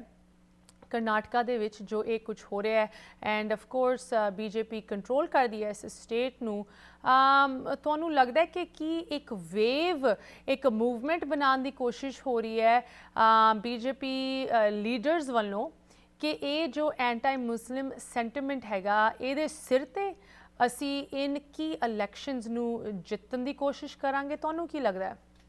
ਇਹ ਮੈਂ ਤੇ ਤੁਹਾਨੂੰ ਅੱਗੇ ਕਿਹਾ ਕਿ ਟੋਟਲ BJP ਦੀ ਸਿਆਸਤ ਹੈ ਹੀ ਐਂਟੀ ਮੁਸਲਮਾਨ ਕਰਕੇ ਵੋਟ ਲੈਂਦੇ ਨੇ, ਕਿਉਂਕਿ ਉਹ ਸਮਝਦੇ ਨੇ ਕਿ ਹਿੰਦੂ ਮੈਜੋਰਿਟੀ ਹੈ ਔਰ ਉਹਦੀ ਮੈਜੋਰਿਟੀ ਦੇ ਵੋਟ ਅਸਾਂ ਲੈਣੇ ਨੇ, and this is all the formula they have been using since years.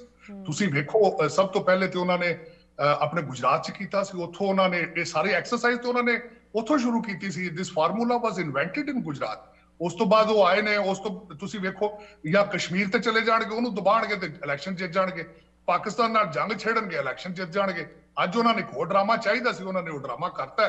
ਉਸ ਤੋਂ ਬਾਅਦ ਵੇਖੋ ਨਾ, ਇਸ ਟਾਈਮ BJP ਦਾ, ਮੈਂ ਅਗਲੇ ਦਿਨ ਇਲੈਕਸ਼ਨਾਂ ਦੇ ਬਾਰੇ ਵੇਖ ਰਿਹਾ ਸਾਂ ਕਿ ਜਿਹੜੇ ਪੋਸਟਰ ਨੇ, ਇਹ ਪੋਸਟਰ ਦੇ ਉੱਤੇ ਇੱਕ ਸਾਈਡ ਦੇ ਫੋਟੋ ਸਾਡੇ ਪ੍ਰਧਾਨ ਹੁੰਦੇ ਨੇ ਮੋਦੀ ਸਾਹਿਬ, ਔਰ ਦੂਜੇ ਪਾਸੇ ਯੋਗੀ ਸਾਹਿਬ ਹੁੰਦੇ ਨੇ। ਹੁਣ ਦੋਵਾਂ ਦਾ ਟਰੈਕ ਰੈਕਡ ਤੁਸੀਂ ਵੇਖ ਲਓ ਕਿ ਕਿਹੜੀਆਂ ਵੱਡੀਆਂ ਪਰਸਨੈਲਿਟੀਆਂ ਨੇ ਔਰ ਇਸਲਾਮ ਦੇ ਬਾਰੇ ਚ ਉਹਨਾਂ ਦੇ ਕੀ ਵਿਊ ਨੇ, ਐਂਟੀ ਇਸਲਾਮ। ਇਸ ਤੋਂ ਮੇਰਾ ਮਕਸਦ ਹੈ ਕਿ this is all the politics is about ਸਭ ਦਾ ਵਿਕਾਸ ਹੈ। ਕਿੱਥੇ ਵਿਕਾਸ ਹੋ ਰਿਹਾ? ਦੋਤੇ ਤੁਸੀਂ ਮੁਸਲਮਾਨਾਂ ਨੂੰ ਤੇ ਤੁਸੀਂ ਉੱਥੇ ਰਹਿਣਾ ਉਹਨਾਂ ਦਾ ਬੰਦ, ਮੇਰਾ ਮਕਸਦ ਹੈ ਆਲਮੋਸਟ ਜਿਸ ਤਰੀਕੇ ਨਾਲ ਲਿੰਚਿੰਗ ਕਰਦੇ ਰਹੇ ਹੋ, ਜਿਸ ਤਰੀਕੇ ਨਾਲ ਉਹਨਾਂ ਦੇ ਬੱਚੀਆਂ ਦੇ ਪਿੱਛੇ ਜਾਂਦੇ ਹੋ, ਤੁਸੀਂ ਉਸ ਬੱਚੀ ਦੀ ਵੀਡੀਓ ਵੇਖੋ, ਸ਼ੀ ਵਾਸ hardly 10 seconds away by lynching। 100 ਬੰਦਾ ਭਗਵੇ ਗਲ ਕੱਪੜੇ ਪਾ ਕੇ ਤੇ ਜੈ ਸ਼੍ਰੀ ਰਾਮ ਦੇ ਨਾਰੇ ਮਾਰ ਰਿਹਾ। ਮੈਂ ਹੈਰਾਨ ਆ ਕਿ ਉਹ ਔਰਤ ਪੱਥਰ ਦੀ ਬਣੀ ਸੀ ਜਾਂ ਕਿਸ ਤਰ੍ਹਾਂ, ਔਰ ਅਗਰ 2 ਟੀਚਰ ਉਹਨੂੰ ਸੇਵ ਨਾ ਕਰਦੇ ਤੇ ਉਹਦਾ ਕੱਪੜੇ ਪਾੜ ਕੇ ਤੇ ਇਹਨਾਂ ਨੇ ਵੱਟੇ ਮਾਰ ਕੇ ਤੇ ਬੀਬੀ ਮਾਰ ਦੇਣੀ ਸੀ ਔਰ ਇਹ ਪਹਿਲੀ ਦਫਾ ਥੋੜੀ ਹੋ ਰਿਹਾ ਉਹ ਸੁਸਾਇਟੀ ਦੇ ਵਿੱਚ ਵੇਖੋ ਜ਼ਿੰਦਾ ਬੰਦਿਆਂ ਨੂੰ ਪੱਥਰ ਮਾਰ ਕੇ ਚੰਡਾ ਮਾਰ ਕੇ ਮਾਰ ਦਿੰਦੇ ਨੇ ਸਿਰਫ ਇਸ ਗੱਲ ਤੇ ਕਿ ਜੀ ਇਹ ਮੁਸਲਮਾਨ ਹੈ ਇਹਦੇ ਕੋਲ ਥੈਲਾ ਗੋਸ਼ਤ ਦਾ ਨਿਕਲ ਆਇਆ ਤੇ ਬੰਦਾ ਮਾਰ ਦਿੰਦੇ ਨੇ ਮੇਰਾ ਮਕਸਦ this is in 21st sanctuary ਖਾਸ ਕਰ ਮੈਂ ਹੈਰਾਨ ਆ ਕਿ 21st ਸੈਂਚੁਰੀ ਦੇ ਵਿੱਚ ਮੈਂ ਤੁਸੀਂ ਕਿਸੇ ਨੂੰ ਫੇਥ ਬੇਸ ਉਹਦੇ ਨਾਲ ਇਹ ਚੀਜ਼ਾਂ ਕਰ ਰਹੇ ਹੋ these are not caves this is not a jungle ਲੇਕਿਨ ਇੱਥੇ ਲੱਗ ਇਸ ਤਰ੍ਹਾਂ ਹੀ ਰਿਹਾ ਕਿ ਤੁਸੀਂ ਉਹਨਾਂ ਦਾ ਜੀਣਾ ਜਿਹੜਾ ਬਿਲਕੁਲ ਇਸ ਤਰ੍ਹਾਂ ਕਰ ਦਿੱਤੇ ਆ ਕਿ ਜਿਸ ਤਰ੍ਹਾਂ they don't have any choices ਮੈਂ ਕਹਿੰਦਾ ਕਿ ਉਹਨਾਂ ਨੂੰ ਇਹਨਾਂ 25 ਕਰੋੜ ਬੰਦਿਆਂ ਨੂੰ ਇੰਨਾ ਚੋਕ ਨਾ ਕਰੋ ਉਹਨਾਂ ਨੂੰ ਬਰੀਥਿੰਗ ਰੂਮ ਦਿਓ ਉਹਨਾਂ ਨੂੰ ਜ਼ਿੰਦਗੀ ਗੁਜ਼ਾਰਨ ਦਿਓ ਤੁਸੀਂ ਹਰ ਚੌਕ ਦੇ ਵਿੱਚ ਉਹਨਾਂ ਨੂੰ ਯਾਦ ਕਰਾਓਗੇ ਗੋ ਟੂ ਪਾਕਿਸਤਾਨ ਹੈਲ ਵਿਦ ਯੂ ਆਰ ਨਾਟ ਪੈਟਰੀਓਟਿਕ ਵੇਖੋ ਪੈਟਰੀਓਟਿਕ ਨਾ ਹੁੰਦੇ ਤੇ 47 ਚੋਂ ਪਾਕਿਸਤਾਨ ਆ ਜਾਂਦੇ ਜੀ ਉਹਨਾਂ ਨੂੰ ਹਰ ਜਗ੍ਹਾ ਸਰਟੀਫਿਕੇਟ ਤਕਾਣਾ ਪੈਂਦਾ ਆਪਣਾ ਇੰਡੀਅਨ ਪੈਟਰੀਓਟਿਜ਼ਮ ਦਾ this is not right ਔਰ ਤੁਸੀਂ ਅਗਰ ਇਹਨੂੰ ਸਿਆਸਤ 'ਚ ਆਪਣਾ ਟ੍ਰੈਂਡ ਬਣਾ ਲਿਆ ਤੁਸੀਂ ਭਗਵੇ ਚੀਜ਼ਾਂ ਪਾ ਕੇ ਆਪਣੇ ਆਰਗੇਨਾਈਜ਼ this was organized ਤੁਸੀਂ ਗੱਲ ਕਰ ਰਹੇ ਸੁਣੋ ਜਿਸ ਤਰ੍ਹਾਂ ਮੈਂ ਅੱਗੇ ਗੱਲ ਕਰ ਰਿਹਾ ਹੁਣ ਤਾਂ ਵੀਡੀਓ ਆ ਗਈਆਂ ਨੇ ਬਾਅਦ ਜਿਸ ਤਰੀਕੇ ਨਾਲ ਉਹਨਾਂ ਨੂੰ ਉਹ ਭਗਵੇ ਉਹਨਾਂ ਨੇ ਦਿੱਤੇ ਨੇ ਕਿ ਤੁਸੀਂ ਜਾ ਕੇ ਕਰੋ ਹੁਣ ਅੱਗੋਂ ਵੇਖ ਲੈਣਾ ਤੁਸੀਂ ਇਹਨੂੰ ਇਹ ਥੋੜੀ ਜਿਹੀ ਤੀਲੀ ਲਾਣੇ ਵਾਲੀ ਗੱਲ ਹੈ ਮੇਰਾ ਮਕਸਦ ਹੈ ਉਹਨਾਂ ਚੋਂ ਦੋ ਬੱਚੇ ਅਗਾ ਹੋ ਕੇ ਉਹਦੇ ਗਲ ਪੈ ਜਾਂਦੇ ਤੇ ਸ਼ੀ ਵਾਸ ਓਵਰ ਲੇਕਿਨ ਇਹ this is not a right trend this is India right now if you personally ask me is craving for positive leadership India is craving for a positive leadership there's a vacuum right now there's a vacuum ਜੀ ਸਾਜਿਦ ਜੀ I have to play devil's advocate ਮੈਂ ਦੂਜੇ ਪਾਸੇ ਦੀ ਜ਼ਰੂਰ ਇੱਥੇ ਇੱਕ ਗੱਲ ਰੱਖਣਾ ਚਾਹੁੰਦੀ ਹਾਂ ਜੋ ਇਹ ਸਟੂਡੈਂਟਸ ਜਾਂ ਨੌਜਵਾਨ ਜਾਂ ਇਹ ਜੋ ਮੌਬ ਮੈਂਟੈਲਿਟੀ ਬਣ ਗਈ ਹੈ ਇੰਡੀਆ ਦੇ ਵਿੱਚ ਕਿ ਇਹਨਾਂ ਨੂੰ ਸਹੀ ਲੀਡਰਸ਼ਿਪ ਵੀ ਸਹੀ ਪਾਸੇ ਲੈ ਕੇ ਆ ਸਕਦੀ ਹੈ ਜਾਂ ਸਿਚੁਏਸ਼ਨ ਹੁਣ ਨਹੀਂ ਡਿਟੀਰੀਏਟ ਹੋ ਗਈ ਹੈ ਕਿ ਚੰਗੇ ਲੀਡਰਸ ਦੇ ਨਾਲ ਵੀ ਲੱਗਦਾ ਨਹੀਂ ਹੈ ਕਿ ਕੋਈ ਵੱਡੇ ਲੈਵਲ ਦਾ ਚੇਂਜ ਸਾਨੂੰ ਵੇਖਣ ਨੂੰ ਮਿਲੇਗਾ at least any time soon right because elections ਆ ਰਹੇ ਸੋ ਲੀਡਰਸ ਦੀ ਬਹੁਤ ਗੱਲ ਹੋ ਰਹੀ ਹੈ ਕਿ ਲੀਡਰਸ ਕਹਿੰਦੇ ਇਹ ਹੈ ਕਰਦੇ ਉਹ ਹੈ ਉਹ ਵਾਅਦੇ ਕਰਦੇ ਹੈ ਲੋਕਾਂ ਦੇ ਵਿੱਚ ਚੇਂਜ ਬਦਲਾਵ ਲਾਉਣ ਦੀ ਗੱਲ ਕਰਦੇ ਹੈ ਬਟ ਅਗਰ ਲੋਕੀ ਹੀ ਚੇਂਜ ਨਾ ਹੋਣ ਜਾਂ ਚੇਂਜ ਉਹ ਕਰਨਾ ਹੀ ਨਹੀਂ ਨਾ ਚਾਹਣ ਤਾਂ ਫਿਰ ਲੀਡਰਸ ਕੀ ਕਰ ਸਕਦੇ ਇੱਥੇ ਮੇਰੀ ਓਪੀਨੀਅਨ ਥੋੜੀ ਜਿਹੀ ਹੋਰ ਹੋਈ ਜਿਸ ਟਾਈਮ ਤੁਸੀਂ ਹਰ ਚੀਜ਼ ਨੂੰ ਮੈਨੀਪੂਲੇਟ ਕਰਕੇ ਮੈਨੇਜ ਕਰ ਲਓ ਲੋਕੀ ਡਰਦੇ ਵਿਚਾਰੇ ਬਾਹਰ ਕਿਸ ਤਰ੍ਹਾਂ ਨਿਕਲਣਗੇ ਤੁਸੀਂ ਤੁਸੀਂ ਫੌਜ ਤੁਸੀਂ ਇੱਕ ਸਭ ਤੋਂ ਵੱਡੀ ਜ਼ੇਨ 'ਚ ਰੱਖਣਾ ਗੱਲ ਜਿਹੜੀ ਪਾਰਟੀ ਪੁਲਿਸ ਨੂੰ ਕੰਟਰੋਲ ਕਰ ਰਹੀ ਹੁੰਦੀ ਉਹਦੇ ਖਿਲਾਫ ਤੁਸੀਂ ਖਲੋ ਸਕਦੇ ਹੋ ਸਵਾਲ ਹੀ ਨਹੀਂ ਪੈਦਾ ਹੁੰਦਾ ਜੁਡੀਸ਼ਰੀ ਤੁਹਾਡੇ ਨਾਲ ਹੋਵੇ ਤੁਸੀਂ ਉਹਦੇ ਖਿਲਾਫ ਖਲੋ ਸਕਦੇ ਹੋ ਸਵਾਲ ਹੀ ਨਹੀਂ ਪੈਦਾ ਹੁੰਦਾ ਇਸ ਟਾਈਮ ਰਾਈਟ ਨਾਓ ਜੋ ਮੋਦੀ ਸਾਹਿਬ ਨੇ ਜਿਹੜੀਆਂ ਨਵੀਆਂ ਕਿਤਾਬਾਂ ਲਿਖ ਦਿੱਤੀਆਂ ਨੇ ਸਿਆਸਤ ਦੇ ਉੱਤੇ ਉਹ ਤੇ ਬੜਾ ਅਰਸਾ ਕਿਤਾਬਾਂ 'ਚ ਇੱਥੇ ਪੋਲੀਟੀਕਲ ਸਾਇੰਸ ਦੇ ਸਕੂਲਾਂ 'ਚ ਪੜ੍ਹਾਈਆਂ ਜਾਣਗੀਆਂ ਕਿ ਜਿਸ ਤਰੀਕੇ ਨਾਲ ਉਹਨਾਂ ਨੇ ਮੀਡੀਆ ਨੂੰ ਮੈਨੇਜ ਕਰ ਲੈਂਦੇ ਨੇ ਜਿਸ ਤਰੀਕੇ ਨੂੰ ਗੋਦੀ ਮੀਡੀਆ ਚੁੱਕੀ ਫਿਰਦਾ ਉਹਨਾਂ ਦੇ ਖਿਲਾਫ ਇੱਕ ਦੀਵਾਰ ਬਣਾ ਕੇ ਖਲੋਤਾ ਉਹਨਾਂ ਨੂੰ ਪ੍ਰੋਟੈਕਟ ਕਰ ਰਿਹਾ ਜਿਸ ਤਰੀਕੇ ਨਾਲ ਉਹ ਅਦਾਲਤਾਂ ਨੂੰ ਮੈਨੇਜ ਕਰ ਲੈਂਦੇ ਨੇ ਜਿਸ ਤਰੀਕੇ ਨਾਲ ਪੁਲਿਸ ਨੂੰ ਮੈਨੇਜ ਕਰ ਲੈਂਦੇ ਨੇ ਇਹਨਾਂ ਹਾਲਾਤਾਂ ਦੇ ਵਿੱਚ ਤੁਹਾਡਾ ਕੀ ਖਿਆਲ ਹੈ ਆਮ ਬੰਦਾ ਉੱਠ ਸਕਦਾ ਸਵਾਲ ਹੀ ਨਹੀਂ ਪੈਦਾ ਹੁੰਦਾ ਉਹਦੀ ਵਜ੍ਹਾ ਹੈ ਕਿ ਬੰਦਿਆਂ ਨੇ ਮਰਨਾ ਉਹਨਾਂ ਨੂੰ ਥਾਣਿਆਂ ਜਾਣਾ ਬੱਚੇ ਪਾਲਣਗੇ ਥਾਣੇ ਜਾਣ ਇਸ ਟਾਈਮ ਤੇ ਉਹਨਾਂ ਮਫਲੂਜ ਹੋ ਚੁੱਕੇ ਨੇ ਜਿਹੜੀ ਉੱਥੇ ਨਵੀਆਂ ਕਿਤਾਬਾਂ ਸਿਆਸਤ ਦੀਆਂ ਜਿਹੜੀਆਂ ਮੋਦੀ ਸਾਹਿਬ ਨੇ ਲਿਖੀਆਂ ਨੇ ਉੱਥੇ ਉਹਨਾਂ ਦਾ ਤੋੜ ਜਿਹੜਾ ਉਹ ਮੈਨੂੰ ਤੇ ਬਿਲਕੁਲ ਨਜ਼ਰ ਨਹੀਂ ਆਉਂਦਾ ਲੇਕਿਨ ਇਹਨੂੰ ਮੇਰੀ ਨਜ਼ਰ 'ਚ ਸਿਆਸਤ ਨਹੀਂ ਡਿਕਟੇਟਰਸ਼ਿਪ ਕਿਹਾ ਜਾਂਦਾ ਜੀ those are some bold words Sajid ji but I think ਇਸ ਚੀਜ਼ ਦਾ ਡਰ ਸਾਡੇ ਸਾਰਿਆਂ ਨੂੰ ਮਹਿਸੂਸ ਹੋ ਰਿਹਾ ਖਾਸ ਕਰਕੇ ਜੋ ਅਸੀਂ NRIs ਬਾਹਰਲੇ ਮੁਲਕਾਂ ਦੇ ਵਿੱਚ ਬੈਠੇ ਇੱਕ ਪਾਸੇ ਉਹ ਤੋਂ ਲੱਗਦਾ ਹੈ ਕਿ ਸਾਡੇ ਉੱਤੇ ਕਿੰਨੀ ਵੱਡੀ ਮਿਹਰ ਹੈ ਕਿ ਬਲੈਸਿੰਗ ਹੈ ਕਿ ਸਾਨੂੰ ਮੌਕਾ ਮਿਲਿਆ ਇਨ ਮੁਲਕਾਂ ਦੇ ਵਿੱਚ ਸੈਟਲ ਹੋਣ ਦਾ ਇੱਥੇ ਤਰੱਕੀ ਕਰਨ ਦਾ ਬਟ ਦੂਜੇ ਪਾਸੇ ਦਰਦ ਵੀ ਹੁੰਦਾ ਸੁਣ ਕੇ ਕਿ ਕੀ ਹਾਲ ਬਣ ਰਿਹਾ ਹੈ ਸਾਡੇ ਪਿਛੋਕੜ ਦਾ I want to talk to you about exactly that right because ਅਸੀਂ ਜ਼ਰੂਰ ਇਨ ਮੁਲਕਾਂ ਦੇ ਵਿੱਚ ਰਹਿ ਰਹੇ ਹਾਂ ਸਾਡੀ ਆਪਣੀ ਇੱਥੇ ਜ਼ਿੰਦਗੀਆਂ ਬਹੁਤ ਵਧੀਆ ਚੱਲ ਰਹੀਆਂ ਤੁਸੀਂ ਵੀ ਇੱਥੇ ਜਿਸ ਤਰ੍ਹਾਂ ਪੋਲਿਟਿਕਸ ਦੇ ਵਿੱਚ ਇਨਵੋਲਵ ਹੋ ਇਟਸ ਵੈਰੀ ਇੰਪੋਰਟੈਂਟ ਕਿ ਇੱਥੇ ਦੇ ਵੀ ਸਿਸਟਮ ਵਿੱਚ ਸਾਨੂੰ ਇਨਵੋਲਵ ਹੋਣਾ ਚਾਹੀਦਾ ਹੈ ਬਟ ਦੈਟ ਡਜ਼ਨਟ ਮੀਨ ਕਿ ਅਸੀਂ ਹੱਥ ਚੱਕ ਕੇ ਕਹੀਏ ਕਿ ਸਾਡਾ ਇੰਡੀਆ ਦੇ ਨਾਲ ਕੋਈ ਵਾਸਤਾ ਨਹੀਂ ਪਾਕਿਸਤਾਨ ਜਿੱਥੋਂ ਵੀ ਅਸੀਂ ਆਉਂਦੇ ਹਾਂ ਉੱਥੇ ਕੋਈ ਵਾਸਤਾ ਨਹੀਂ ਕੋਈ ਲੈਣਾ ਦੇਣਾ ਨਹੀਂ I think we can do something about this right and ਮੈਂ ਉਹਦੇ ਬਾਰੇ ਹੀ ਤੁਹਾਡੇ ਤੋਂ ਥੋੜ੍ਹੇ ਜਿਹੇ ਵਿਚਾਰ ਤੁਹਾਡੇ ਲੈਣਾ ਚਾਹੁੰਦੀ you are very politically active ਇੱਥੇ ਇੱਕ ਹੋਰ ਛੋਟੀ ਜਿਹੀ ਬ੍ਰੇਕ ਲਈ ਰੁਕ ਰਹੇ ਹਾਂ ਸਾਜਿਦ ਜੀ ਡੋਂਟ ਗੋ ਐਨੀਵੇਅਰ ਵਿਊਅਰਸ ਤੁਸੀਂ ਵੀ ਇਸ ਤਰ੍ਹਾਂ ਜੁੜੇ ਰਹੋ ਤੁਹਾਡੇ ਲਈ ਕੀ ਕੁਝ ਐਕਸ਼ਨ ਆਈਟਮਸ ਖਾਸ ਕਰਕੇ ਇਹੋ ਜਿਹੀ ਸਿਚੁਏਸ਼ਨ ਦੇ ਵਿੱਚ ਅਸੀਂ ਆਫਰ ਕਰ ਸਕਦੇ ਹਾਂ ਉਹਨਾਂ ਦੇ ਬਾਰੇ ਗੱਲ ਕਰਾਂਗੇ ਬ੍ਰੇਕ ਤੋਂ ਉਸ ਪਾਰ ਬ੍ਰੇਕ ਤੋਂ ਬਾਅਦ ਇੱਕ ਵਾਰੀ ਫਿਰ ਸਾਰਿਆਂ ਨੂੰ ਸਵਾਗਤ ਕਰਦੇ ਹਾਂ ਤੁਸੀਂ ਵੇਖ ਰਹੇ ਹੋ ਪ੍ਰੋਗਰਾਮ ਅੱਜ ਦਾ ਮੁੱਦਾ ਤੇ ਅੱਜ ਅਸੀਂ ਇਹ ਡਿਸਕਸ ਕਰ ਰਹੇ ਹਾਂ ਜਿੱਥੇ ਇਹੋ ਜਿਹੀ ਖਬਰਾਂ ਸੁਣ ਕੇ ਬਹੁਤ ਹੈਰਾਨੀ ਵੀ ਹੁੰਦੀ ਹੈ ਤੇ ਦਰਦ ਵੀ ਮਹਿਸੂਸ ਹੁੰਦਾ ਹੈ ਕਿ ਸਾਡੇ ਪਿਛੋਕੜ ਦਾ ਕੀ ਬਣ ਰਿਹਾ, ਕਿਸ ਤਰ੍ਹਾਂ ਇੰਟਰਨੈਸ਼ਨਲ ਮੀਡੀਆ ਇੰਨੀ ਨੈਗੇਟਿਵ ਚੀਜ਼ਾਂ ਦਿਖਾ ਰਿਹਾ ਜੋ ਅਸਲ ਦੇ ਵਿੱਚ ਹੋ ਰਹੀਆਂ। ਉਹਨਾਂ ਦੇ ਖਿਲਾਫ ਅਸੀਂ ਕੀ ਕਰ ਸਕਦੇ ਹਾਂ, ਕੀ ਸਾਡੀ ਜ਼ਿੰਮੇਵਾਰੀ ਬਣਦੀ ਹੈ। ਭਾਵੇਂ ਅਸੀਂ ਬਾਹਰਲੇ ਮੁਲਕਾਂ ਦੇ ਵਿੱਚ ਰਹਿੰਦੇ ਹਾਂ, ਇੱਕ ਵਧੀਆ ਜ਼ਿੰਦਗੀ ਇੰਜੋਏ ਕਰਦੇ ਹਾਂ, ਡਜ਼ਨਟ ਮੀਨ ਕਿ ਸਾਡੀ ਕੋਈ ਇੱਥੇ ਰਿਸਪੌਂਸਿਬਿਲਿਟੀ ਸਾਡੀ ਜੜ੍ਹਾਂ ਜਿੱਥੇ ਹੈਗੀਆਂ ਉੱਥੇ ਨਹੀਂ ਬਣਦੀ। ਇਸ ਚੀਜ਼ 'ਤੇ ਥੋੜ੍ਹੇ ਜਿਹੇ ਵਿਚਾਰ ਆਪਦੇ ਸਾਂਝੇ ਕਰਨ ਲਈ ਸਾਨੂੰ ਜੁਆਇਨ ਕਰਿਆ ਵਾਸ਼ਿੰਗਟਨ DC ਤੋਂ ਸਾਜਿਦ ਤਰਾਰ ਜੀ। ਸਾਜਿਦ ਜੀ, ਇੱਕ ਵਾਰੀ ਫਿਰ ਪ੍ਰੋਗਰਾਮ ਦੇ ਵਿੱਚ ਸਵਾਗਤ। ਤੁਸੀਂ ਬਹੁਤ ਪੈਸ਼ਨੇਟਲੀ ਇੱਕ ਅਸੀਂ ਕਹਿ ਸਕਦੇ ਹਾਂ ਇੱਕ ਵਾਰਨਿੰਗ ਦੇ ਰਹੇ ਹੋ, ਕਿ ਚੇਤਾਵਨੀ ਸਾਨੂੰ ਦੇ ਰਹੇ ਹੋ ਕਿ ਜਿਸ ਤਰ੍ਹਾਂ ਚੀਜ਼ਾਂ ਡਿਟੀਰੀਅਰੇਟ ਹੋ ਰਹੀਆਂ, ਹੋਰ ਮਾੜੀ ਤੋਂ ਮਾੜੀ ਹੋ ਰਹੀਆਂ ਇੰਡੀਆ ਦੇ ਵਿੱਚ, ਕਿ ਅਗਰ ਕੁਛ ਇਹਦੇ ਬਾਰੇ ਨਹੀਂ ਕੀਤਾ ਗਿਆ ਕਿ ਇੰਡੀਆ ਜੋ ਡੈਮੋਕ੍ਰੇਸੀ, ਜੋ ਸੈਕੂਲਰ ਫਾਊਂਡੇਸ਼ਨ ਉੱਤੇ ਬਣਿਆ ਸੀ, ਸ਼ਾਇਦ ਉਹ ਨਾ ਰਹੇ। ਆਲਰੇਡੀ ਜਿੱਦਾਂ ਤੁਸੀਂ ਵੀ ਕਿਹਾ, ਹੈਰਾਨੀ ਹੁੰਦੀ ਹੈ ਸੁਣ ਕੇ ਕਿ ਮਾਡਰਨ ਟਾਈਮਸ ਦੇ ਵਿੱਚ ਇਹੋ ਜਿਹੇ ਬਿਆਨ ਖੁੱਲ੍ਹੇਆਮ ਦਿੱਤੇ ਜਾ ਰਹੇ ਹੈ, ਸੋਸ਼ਲ ਮੀਡੀਆ 'ਤੇ ਵਾਇਰਲ ਹੋ ਰਹੇ ਹਨ, ਲੋਕ ਉਹਨਾਂ ਨੂੰ ਮਨਾ ਰਹੇ ਹੈ। ਇਹੋ ਜਿਹੇ ਬਿਆਨ ਤਾਂ ਸੁਣ ਕੇ ਲਾਈਕ ਪੁਰਾਣੀ ਜੰਗਾਂ ਦੇ ਵਿੱਚ ਵੀ ਸੁਣ ਕੇ ਹੈਰਾਨੀ ਹੁੰਦੀ ਸੀ ਕਿ ਇੰਨੇ ਜਾਨਵਰ ਦੀ ਤਰ੍ਹਾਂ ਇੱਕ ਇਨਸਾਨ ਦੂਜੇ ਇਨਸਾਨ ਬਾਰੇ ਸੋਚ ਸਕਦਾ ਹੈ, ਉਹਨਾਂ ਦੇ ਨਾਲ ਬਿਹੇਵ ਕਰ ਸਕਦਾ ਹੈ। ਬਟ ਅੱਜ ਇਹੋ ਜਿਹੀ ਹੀ ਚੀਜ਼ਾਂ ਵੇਖਣ ਨੂੰ ਮਿਲ ਰਹੀਆਂ ਅਨਫੋਰਚੂਨੇਟਲੀ, ਖਾਸ ਕਰਕੇ ਇੰਡੀਆ ਦੇ ਵਿੱਚ। It's really sad. ਸਾਜਿਦ ਜੀ, ਤੁਸੀਂ ਕਾਫੀ ਲੋਕਾਂ ਨੂੰ ਵੀ ਹੋਰ ਐਕਟਿਵ ਰੱਖਦੇ ਹੋ ਇਨ ਮਸਲਿਆਂ ਦੇ ਵਿੱਚ। ਕੀ ਤੁਸੀਂ ਸੋਚਦੇ ਹੋ ਕਿ NRIs ਦਾ ਇੱਥੇ ਇੱਕ ਜ਼ਿੰਮੇਵਾਰੀ ਬਣਦੀ ਹੈ, ਤੇ ਕੀ ਸਾਡੇ ਕੋਲ ਕਰਨ ਜੋਗਾ ਹੈਗਾ ਜਦੋਂ ਇਹੋ ਜਿਹੇ ਮੁੱਦੇ ਸਾਡੇ ਅੱਗੇ ਆਉਂਦੇ ਹੈ? ਸਿਰਫ ਸੁਣ ਕੇ ਉਹਨਾਂ ਨੂੰ ਖਬਰਾਂ ਦੇ ਵਿੱਚ ਸਾਨੂੰ ਡਿਸਮਿਸ ਨਹੀਂ ਕਰਨਾ ਚਾਹੀਦਾ। ਹੋਰ ਅਸੀਂ ਕੀ ਕਰ ਸਕਦੇ ਹਾਂ?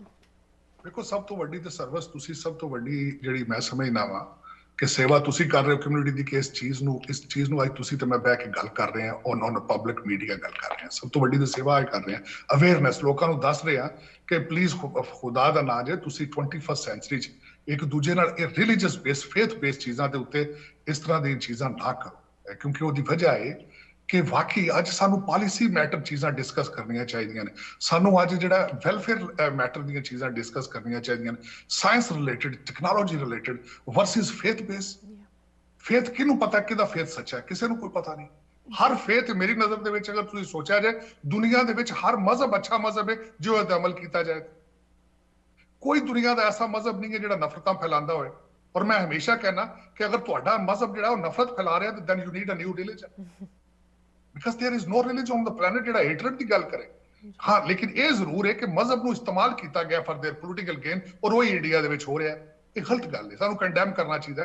ਦੂਸਰੀ ਗੱਲ ਇੱਥੇ ਮੈਂ ਕਰਾਂਗਾ ਇਸ ਗੱਲ ਦੀ ਕਿ India, Pakistan, they are our motherlands, America is our homeland, and we can serve both at the same time. ਸਾਨੂੰ ਰੋਲ ਮਾਡਲ ਬਣਨਾ ਚਾਹੀਦਾ। ਸਭ ਤੋਂ ਵੱਡੀ ਤੇ ਗੱਲ ਹੈ, ਮੈਨੂੰ ਬੜਾ ਫਖਰ ਹੈ ਇਸ ਵੇਲੇ ਆਪਣੇ ਪੰਜਾਬੀ ਭਰਾਵਾਂ ਤੇ, ਮੈਨੂੰ ਆਪਣੇ ਖਾਸ ਕਰ ਸਿੱਖ ਭਰਾਵਾਂ ਤੇ ਬਹੁਤ ਫਖਰ ਹੈ ਕਿ ਜਿਨ੍ਹਾਂ ਨੇ ਫਾਰਮਰ ਮੂਵਮੈਂਟ ਨੂੰ ਅਮਰੀਕਾ ਦੇ ਵਿੱਚ ਰਹਿ ਕੇ, ਕੈਨੇਡਾ ਦੇ ਵਿੱਚ ਰਹਿ ਕੇ ਇਤਨਾ ਸਪੋਰਟ ਕੀਤਾ। ਮੈਨੂੰ ਗਦਰ ਪਾਰਟੀ ਦੀਆਂ ਸਟੋਰੀਆਂ ਯਾਦ ਆ ਗਈਆਂ ਉਸ ਤੋਂ ਬਾਅਦ, ਕਿਉਂਕਿ 18ਵੀਂ ਸਦੀ ਦੇ ਵਿੱਚ ਵੀ ਜਿਸ ਟਾਈਮ ਜੰਗੇ ਆਜ਼ਾਦੀ ਦਾ ਟਾਈਮ ਸੀ, ਸਾਡੀ ਗਦਰ ਪਾਰਟੀ ਨੇ ਕੈਲੀਫੋਰਨੀਆ ਚੋਂ, ਕੈਨੇਡਾ ਦੇ ਵਿੱਚੋਂ ਸਾਡੇ ਸਿੱਖਾਂ ਨੇ ਇਸ ਚੀਜ਼ ਨੂੰ ਪ੍ਰਮੋਟ ਕੀਤਾ ਸੀ, and I'm so proud of them. ਸਾਡੇ ਕੋਲ many opportunities we have to become role model, we have to send the message there ਕਿ we are in pain। ਤੁਸੀਂ ਸਾਡੇ ਨਾਲ ਕਰੋਗੇ, ਅਸੀਂ ਹੋ ਸਕਦਾ ਫਿਜ਼ੀਕਲੀ ਕੋਈ ਨਾ ਕਰ ਸਕੀਏ, ਲੇਕਿਨ ਕੰਡੈਮ ਜ਼ਰੂਰ ਕਰਾਂਗੇ। ਲੇਕਿਨ ਇਹ ਮੇਰੀ ਰਿਕੁਐਸਟ ਹੋਏਗੀ ਕਿ ਪਿਆਰ ਤੇ ਅਮਨ ਦਾ ਇੱਕ ਦੂਜੇ ਨੂੰ 21st ਸੈਂਚਰੀ ਦੇ ਵਿੱਚ ਮੈਸੇਜ ਦਿੱਤਾ ਜਾਏ, ਬਜਾਏ ਕਿ ਨਫ਼ਰਤਾਂ ਫੈਲਾਈਆਂ ਜਾਏ। ਅਗਰ ਇਸ ਚੀਜ਼ ਦਾ ਸਿਆਸਤ ਨਾ ਆਏ, then I don't want to have that kind of ਸਿਆਸਤ ਇਸ ਦੌਰ ਦੇ ਵਿੱਚ। ਬਿਲਕੁਲ ਮੈਂ ਕੰਡੈਮ ਕਰਾਂਗਾ ਕਿਸੇ ਫੇਥ ਬੇਸ, ਬਲਕਿ ਮੈਂ ਕਹਾਂਗਾ ਕਿ this is a personal choice, ਭਾਵੇਂ ਯੂਨੀਫਾਰਮ ਹੈ, ਭਾਵੇਂ ਜਿਸ ਚੀਜ਼ ਦੇ ਵਿੱਚ ਵੀ ਹੈ। if this is part of the religious article, if this is part of anybody's religious belief, ਉਹਦੀ ਰਿਸਪੈਕਟ ਕਰਨੀ ਚਾਹੀਦੀ, ਪਰਸਨਲ ਬਾਉਂਡਰੀ ਉਹਨੂੰ ਦਿਓ। ਔਰ ਖਾਸ ਕਰ ਮੈਂ ਰਿਕੁਐਸਟ ਕਰਾਂਗਾ ਆਪਣੇ ਭਾਰਤੀ ਭਰਾਵਾਂ ਨੂੰ, ਸਾਰਿਆਂ ਦੋਸਤਾਂ ਨੂੰ, ਹਾਰਮਨੀ ਦੇ ਨਾਲ ਰਹੋ। ਅਗਰ ਇਹਨਾਂ ਚੀਜ਼ ਇੱਕ ਕੌਮ ਨੂੰ ਟਾਰਗੇਟ ਕਰਕੇ ਇਤਨਾ ਚੋਕ ਕਰੋਗੇ, ਉਹਦੇ ਰਿਜ਼ਲਟ ਅੱਛੇ ਨਹੀਂ, ਨੈਗੇਟਿਵ ਆਏ। ਆਫ ਕੋਰਸ ਸਪੈਸ਼ਲੀ ਉਹ ਕੌਮ ਜੋ ਕਿ ਇੰਡੀਆ ਦੇ ਇਤਿਹਾਸ ਦਾ ਇੱਕ ਹਿੱਸਾ ਹੈਗਾ। ਵਾਂਸ ਅਗੇਨ ਜਿਸ ਤਰ੍ਹਾਂ ਤੁਸੀਂ ਕਿਹਾ ਕਿੰਨੇ ਪੁਰਾਣੇ ਤੋਂ ਸਿੱਖਾਂ ਤੇ ਹਿੰਦੂਆਂ ਤੇ ਮੁਸਲਮਾਨਾਂ ਦੀ ਸਾਂਝ ਰਹੀ ਹੈ ਉਸ ਧਰਤੀ ਤੇ ਅੱਜ ਉਹਦੇ ਇੱਕ ਗੱਲ ਹੋਰ ਥੋੜੀ ਜਿਹੀ ਐਡ ਮੈਂ ਕਰਨਾ ਚਾਹਾਂਗਾ, ਖਾਸ ਕਰ ਤੁਹਾਡੇ ਪ੍ਰੋਗਰਾਮ ਦੇ ਹਵਾਲੇ ਨਾਲ, ਇੱਕ ਕਿ ਉੱਥੇ ਇੱਕ ਨਫ਼ਰਤ ਜਿਹੜੀ ਮੈਂ ਵੇਖੀ ਇਸਲਾਮ ਦੇ ਵਾਸਤੇ ਖਾਸ ਕਰ ਜਿਹਨੂੰ ਪ੍ਰਮੋਟ ਕੀਤਾ ਜਾਂਦਾ ਉਹਨੂੰ ਮੁਗਲਾਂ ਦੇ ਨਾਲ ਜੋੜਿਆ ਜਾਂਦਾ। ਮੁਗਲ ਇੱਕ ਵੱਖਰੀ ਕੌਮ ਸੀ, ਉਹਨਾਂ ਦਾ ਇਸਲਾਮ ਦੇ ਨਾਲ ਕੋਈ ਤਾਲੁਕ ਨਹੀਂ ਸੀ। ਉਹਨਾਂ ਨੇ ਜੋ ਕੁਝ ਕੀਤਾ ਸੀ that was their own personal deeds। ਵੇਖੋ ਨਾ, ਉਹਨਾਂ ਨੂੰ ਕਿਹਾ ਜਾਂਦਾ ਹੈ ਕਿ ਸ਼ਾਇਦ they were doing in under the name of Islam, this was not whatever they did, this was their own personal actions, deeds and their beliefs। ਇਸਲਾਮ ਦਾ ਮਤਲਬ ਜਿਹੜਾ ਹੈ ਨਾ ਉਹਦੀ ਟ੍ਰਾਂਸਲੇਸ਼ਨ ਕਰੋ, ਉਹਦਾ ਮਤਲਬ ਹੈ ਪੀਸ। ਜਿਸ ਮਜ਼ਹਬ ਦਾ ਨਾਮ ਪੀਸ ਹੋਏ ਉਹ ਤੁਹਾਡੀ ਹੇਟਰਡ ਨਹੀਂ ਪ੍ਰਮੋਟ ਕਰ ਸਕਦਾ। And if somebody is doing it I'll condemn that as well। ਔਰ ਉੱਥੇ ਖਾਸ ਕਰ ਜਿਹੜਾ ਇੰਡੀਆ 'ਚ ਕਿਹਾ ਜਾਂਦਾ ਹਰ ਚੀਜ਼ ਨੂੰ ਮੁਗਲ ਰਿਲੇਟਡ ਉਹਨੂੰ ਇਸਲਾਮ ਨਾਲ ਜੋੜ ਦਿੱਤਾ ਜਾਂਦਾ, ਦਿਸ ਇਜ਼ ਨਾਟ ਰਾਈਟ। ਵੇਖੋ ਜਿਸ ਤਰ੍ਹਾਂ ਮੈਂ ਅੱਗੇ ਬਾਰ-ਬਾਰ ਕਹਿੰਦਾ ਰਿਹਾ ਕਿ ਮੁਗਲਾਂ ਦੇ ਜ਼ੁਲਮਾਂ ਨੂੰ ਇਸਲਾਮ ਦੇ ਨਾਲ ਜੋੜਨਾ ਜਿਹੜਾ ਜ਼ਿਆਦਤੀ ਹੋਈ जी and also it's kind of ignorant right. ये बहुत एक गलत फहमी पेश कर दे कि इन्ने हंड्रड्स एंड हंड्रड्स ऑफ ईयर्स पुरानी चीज़ों नू अज दे टाइम नाल जोड़ना ये एक पोलिटिकल साजिश ही लगती है, ना कि कोई logical argument. But Sajid Tarar ji as always thank you so much तुहाडे इन्ने पैशनेट बयानां लई जो तुसी साडे नाल अज आप दे विचार सांझे कीते इस मुद्दे उत्ते सुन के बहुत वधिया लग्या। Thank you so much Sajid ji. And सारिਆਂ ਨੂੰ ਇਹੀ ਅਪੀਲ ਹੈ ਜਿਸ ਤਰ੍ਹਾਂ ਤੁਸੀਂ ਕਿਹਾ ਕਿ ਅਸੀਂ ਕੰਡੈਮ ਜ਼ਰੂਰ ਕਰ ਸਕਦੇ ਹਾਂ ਤੇ ਕਰਨਾ ਵੀ ਚਾਹੀਦਾ ਸਾਨੂੰ ਇਹੋ ਜਿਹੇ ਐਕਸ਼ਨਸ ਨੂੰ, ਇਹੋ ਜਿਹੀ ਡਿਸਕ੍ਰਿਮੀਨੇਸ਼ਨ ਨੂੰ। ਸਾਜid ਜੀ ਜ਼ਰੂਰ ਸਾਡੇ ਨਾਲ ਆ ਕੇ ਫਿਰ ਜੁੜੋ। ਇਲੈਕਸ਼ਨਸ ਨੂੰ ਲੈ ਕੇ ਕਾਫੀ ਚੀਜ਼ਾਂ ਡਿਸਕਸ ਕਰਨ ਵਾਲੀਆਂ ਇੰਡੀਆ ਦੇ ਵਿੱਚ ਵੀ ਤੇ ਆਫ ਕੋਰਸ ਇੱਥੇ ਦੇ ਵਿੱਚ ਵੀ in Washington DC in the United States big midterms coming up. So ਜ਼ਰੂਰ ਤੁਹਾਨੂੰ ਫਿਰ ਪ੍ਰੋਗਰਾਮ ਦੇ ਵਿੱਚ ਅਸੀਂ ਇਨਵਾਈਟ ਕਰਾਂਗੇ। Have a good rest of your evening. Sat Sri ਅਕਾਲ। ਸਤਿ ਸ਼੍ਰੀ ਅਕਾਲ, ਚੜ੍ਹਦੀ ਕਲਾ ਜੀ। ਇੱਥੇ ਹੀ ਪ੍ਰੋਗਰਾਮ ਦੀ ਸਮਾਪਤੀ ਕਰਦੇ ਹਾਂ। ਵਾਂਸ ਅਗੇਨ ਇਸ ਇਸ਼ੂ ਨੂੰ ਸੁਣ ਕੇ ਸਾਨੂੰ ਸਾਰਿਆਂ ਨੂੰ ਤਕਲੀਫ ਹੋਣੀ ਚਾਹੀਦੀ ਹੈ, ਭਾਵੇਂ ਤੁਸੀਂ ਸਿੱਖ ਹੋ, ਦਸਤਾਰ ਰੱਖਦੇ ਹੋ, ਨਹੀਂ ਰੱਖਦੇ, ਮੁਸਲਮਾਨ ਨਹੀਂ ਵੀ ਹੈਗੇ। ਇਹ ਇਸ਼ੂ ਸਾਡੇ ਸਾਰਿਆਂ ਦਾ ਸਾਂਝਾ ਹੈ ਬਿਕੋਜ਼ ਜਦੋਂ ਕਿਸੇ ਇੱਕ ਮਾਈਨੋਰਿਟੀ ਉੱਤੇ ਅਟੈਕ ਹੁੰਦਾ ਹੈ ਉਹ ਅਟੈਕ ਸਾਡੀ ਸਾਰੀ ਮਾਈਨੋਰਿਟੀਜ਼ 'ਤੇ ਆ ਸਕਦਾ ਹੈ ਇੱਕ ਦਿਨ। ਤੇ ਜਿਸ ਤਰ੍ਹਾਂ ਸਾਜid ਜੀ ਨੇ ਵੀ ਕਿਹਾ ਕਿ ਅੱਜ ਭਾਵੇਂ ਹੁਣ ਮੁਸਲਮਾਨ ਕੁੜੀਆਂ ਦੇ ਨਾਲ ਇਹ ਵਿਤਕਰਾ ਹੋ ਰਿਹਾ, ਕੱਲ੍ਹ ਉਹ ਸਿੱਖਾਂ ਅਤੇ ਸਿੱਖ ਸਟੂਡੈਂਟਸ ਨਾਲ ਹੋ ਸਕਦਾ ਹੈ। ਲਾਈਨ ਤੁਸੀਂ ਕਿੱਥੇ ਡਰਾ ਕਰੋਗੇ? ਇਸ ਨਾਇਨਸਾਫੀ ਦੇ ਖਿਲਾਫ ਹਰੇਕ ਨੂੰ ਜਲਦ ਤੋਂ ਜਲਦ ਖੜਨਾ ਚਾਹੀਦਾ ਹੈ ਬਿਕੋਜ਼ ਵਾਂਸ ਅਗੇਨ ਇੰਡੀਆ ਇੱਕ ਸੈਕੂਲਰ ਮੁਲਕ ਹੈਗਾ। ਉੱਥੇ ਫਰੀडम ਆਫ ਰਿਲੀਜਨ ਕਾਨੂੰਨੀ ਤੌਰ 'ਤੇ, ਕੌਨਸਟੀਟਿਊਸ਼ਨਲ ਤੌਰ 'ਤੇ ਸਾਰੇ ਸਿਟੀਜ਼ਨਸ ਨੂੰ ਅਵੇਲੇਬਲ ਹੈਗੀ। ਬਟ ਅੱਜ ਉਹ ਕੌਨਸਟੀਟਿਊਸ਼ਨਲ ਰਾਈਟ ਅਟੈਕ ਦੇ ਅੰਡਰ ਹੈ। ਇਸ ਅਟੈਕ ਨੂੰ ਲੈ ਕੇ ਤੁਸੀਂ ਅਗਰ ਸਾਡੇ ਲਈ ਕੋਈ ਕੁਐਸਚਨਸ, ਕਮੈਂਟਸ, ਕੰਸਰਨਸ ਰੱਖਣਾ ਚਾਹੁੰਦੇ ਹੋ, ਸਾਡੇ ਗੈਸਟ ਨੂੰ ਕੋਈ ਕਮੈਂਟਸ ਦੇਣਾ ਚਾਹੁੰਦੇ ਹੋ, ਜ਼ਰੂਰ ਤੁਸੀਂ ਸਾਨੂੰ ਲਿਖ ਸਕਦੇ ਹੋ info@justbroadcasting.com, ashmita@justbroadcasting.com। ਹੁਣ ਮੈਨੂੰ ਦਿਓ ਇਜਾਜ਼ਤ। ਸਤਿ ਸ਼੍ਰੀ ਅਕਾਲ।